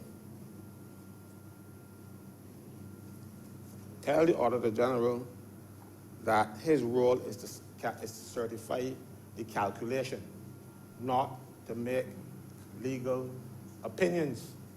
And he has been doing that in a number of other cases, even outside of this bar thing. I'm not going to call any names, because one guy, you know him well, sir, has been trying for years to get his pension. The Auditor General refused to pay because he and the Solicitor General, who is responsible for giving legal opinions in public service, are at odds, and the Auditor General refuses to send out people pension. This nonsense has to stop.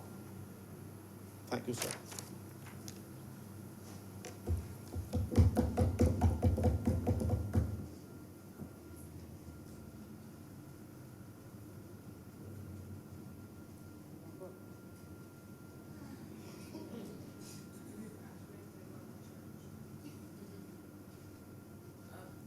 Mr. Deputy President, I would like to once again thank all senators that contributed to the debate.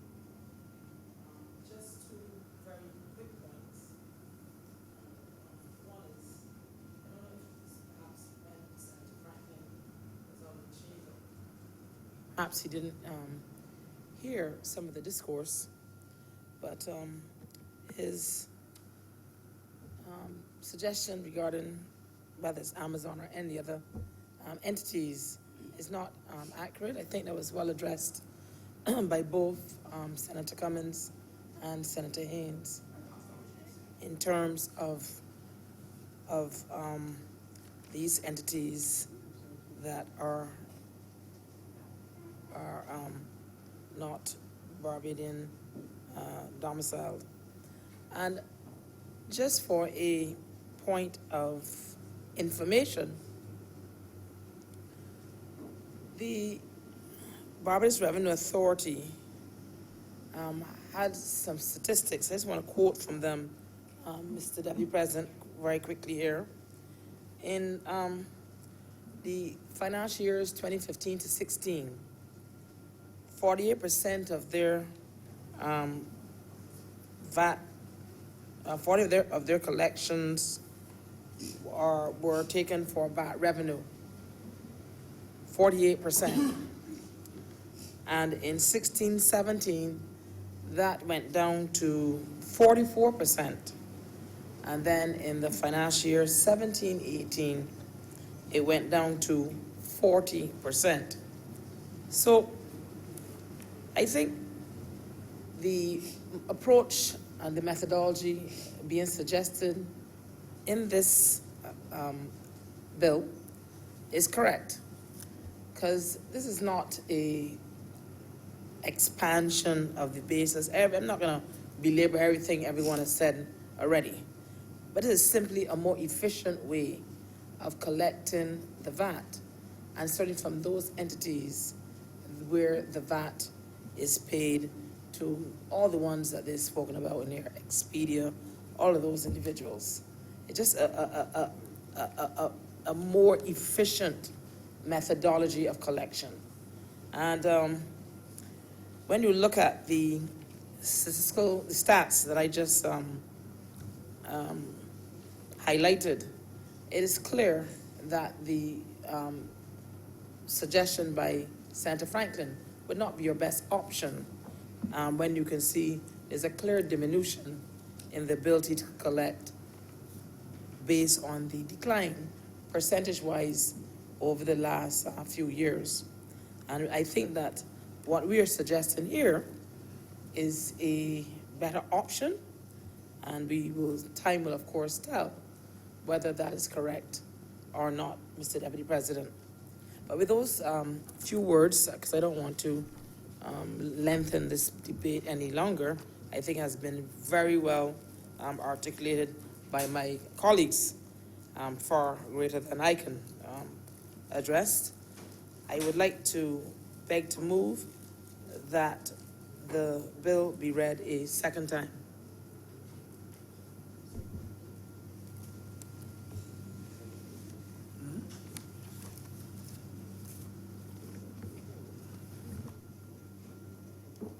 Not yet.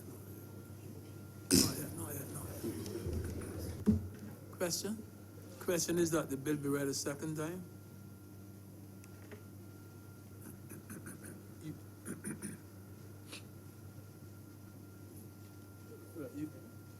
Yeah, all those in favor, please say aye. Those against, please say no. When do we do the committee? Before she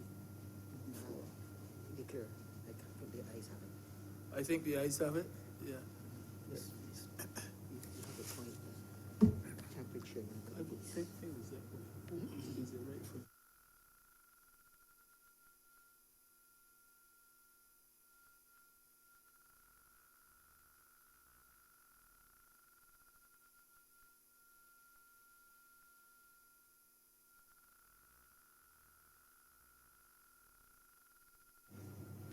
Mr. Deputy President, I would like to move that we have a temporary chairman of committees, Senator Nurse. The mayor was going to move it. You go ahead. Mr. Deputy President, I wish to move that Senator Nurse be appointed as deputy. Romel, second. Senator Nurse be appointed as chairman of committee. Temporary, yeah, go on. Mr. President, I'd like to second that proposal. Question is that Senator Nurse be appointed as temporary chairman of committees. All those in favor, please say aye. Aye. Those against, please say no. Methinks the ayes have it. Move that we go into committee. Mr. President, I beg to move that your honor do now leave the chair and the Senate resolve itself into committee for further consideration of the bill. The question is that I do now leave the chair and the Senate resolve itself into committee for further consideration of the bill. All those in favor, please say aye. Those against, please say no. Methinks the ayes have it.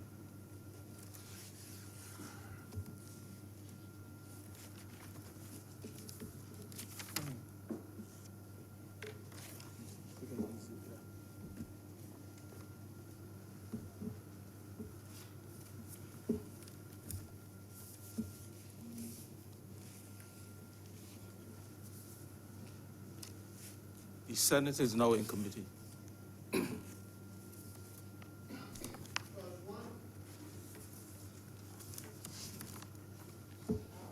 Mr. Chair, I beg to move that clause 1 stand apart. The question is that clause 1 stand apart. All those in favor, you say aye. Against? Methinks the ayes have it. Clause 2. Mr. Chairman, I beg to move that clause 2 stand apart. The question is that clause 2 stand apart. Honourable members in favor, please say aye. Against? Methinks the ayes have it. Clause 3. Mr. Chairman, I beg to move that clause 3 stand apart. The question is that clause 3 stand apart. Honourable members in favor, please say aye. Against? Methinks the ayes have it. Clause 4. Mr. Chairman, I beg to move that clause 4 stand apart. The question is that clause 4 stand apart. Honourable members in favor, please say aye. Against? Methinks the ayes have it. Clause 5. Mr. Chairman, I beg to move that clause 5 stand apart. The question is that clause 5 stand apart. Honourable members in favor, please say aye. Against? Methinks the ayes have it. Report.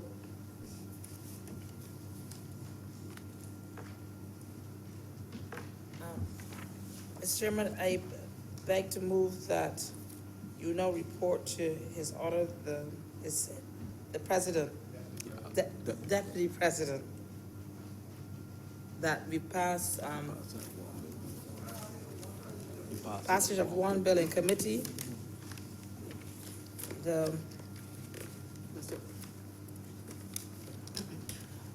Value Added Tax Amendment Act. The Value Added Tax Amendment Act. No, just report pass on one bill in committee. One bill in committee. The question is that I now report to His Honor the Deputy President the passing of one bill in committee. Honourable members in favor, please say aye. Against? Methinks the ayes have it.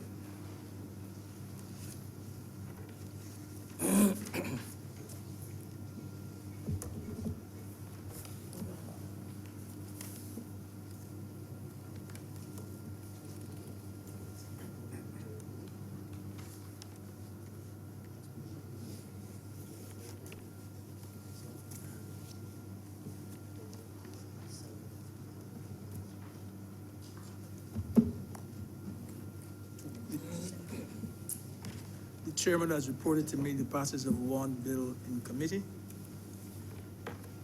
Mr. Chairman, I beg to move that this bill be read a third time. The question is that the bill be read a third time. Honourable members in favor, please say aye. Aye. Those against, please say no. Methinks the ayes have it. Mr. Chairman, I beg to move that this act be cited as the value-added pass. Bill be now passed. And be cited. And cited as the Value-Added Tax Amendment Act 2019. The question is that the bill be now passed and be so cited. Honourable members in favor, please say aye. Aye. Those against, please say no. Methinks the ayes have it. The bill has been passed and has been so cited.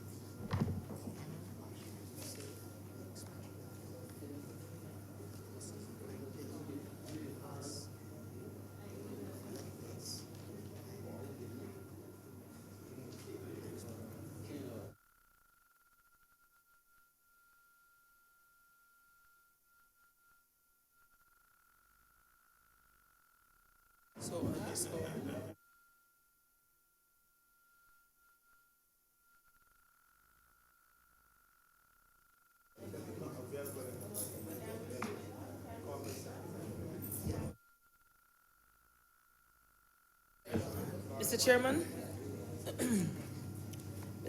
Mr.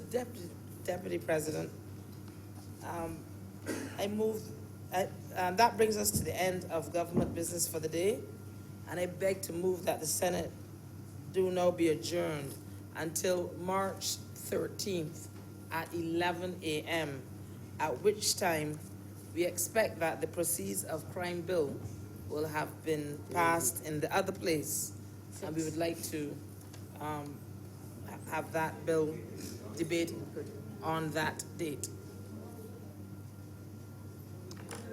The question is that this honourable chamber be now adjourned until the 13th of March at 11 o'clock. Honourable members in favour, please say aye. Those against, please say no. The Senate stands adjourned until the 13th of March at 11 o'clock.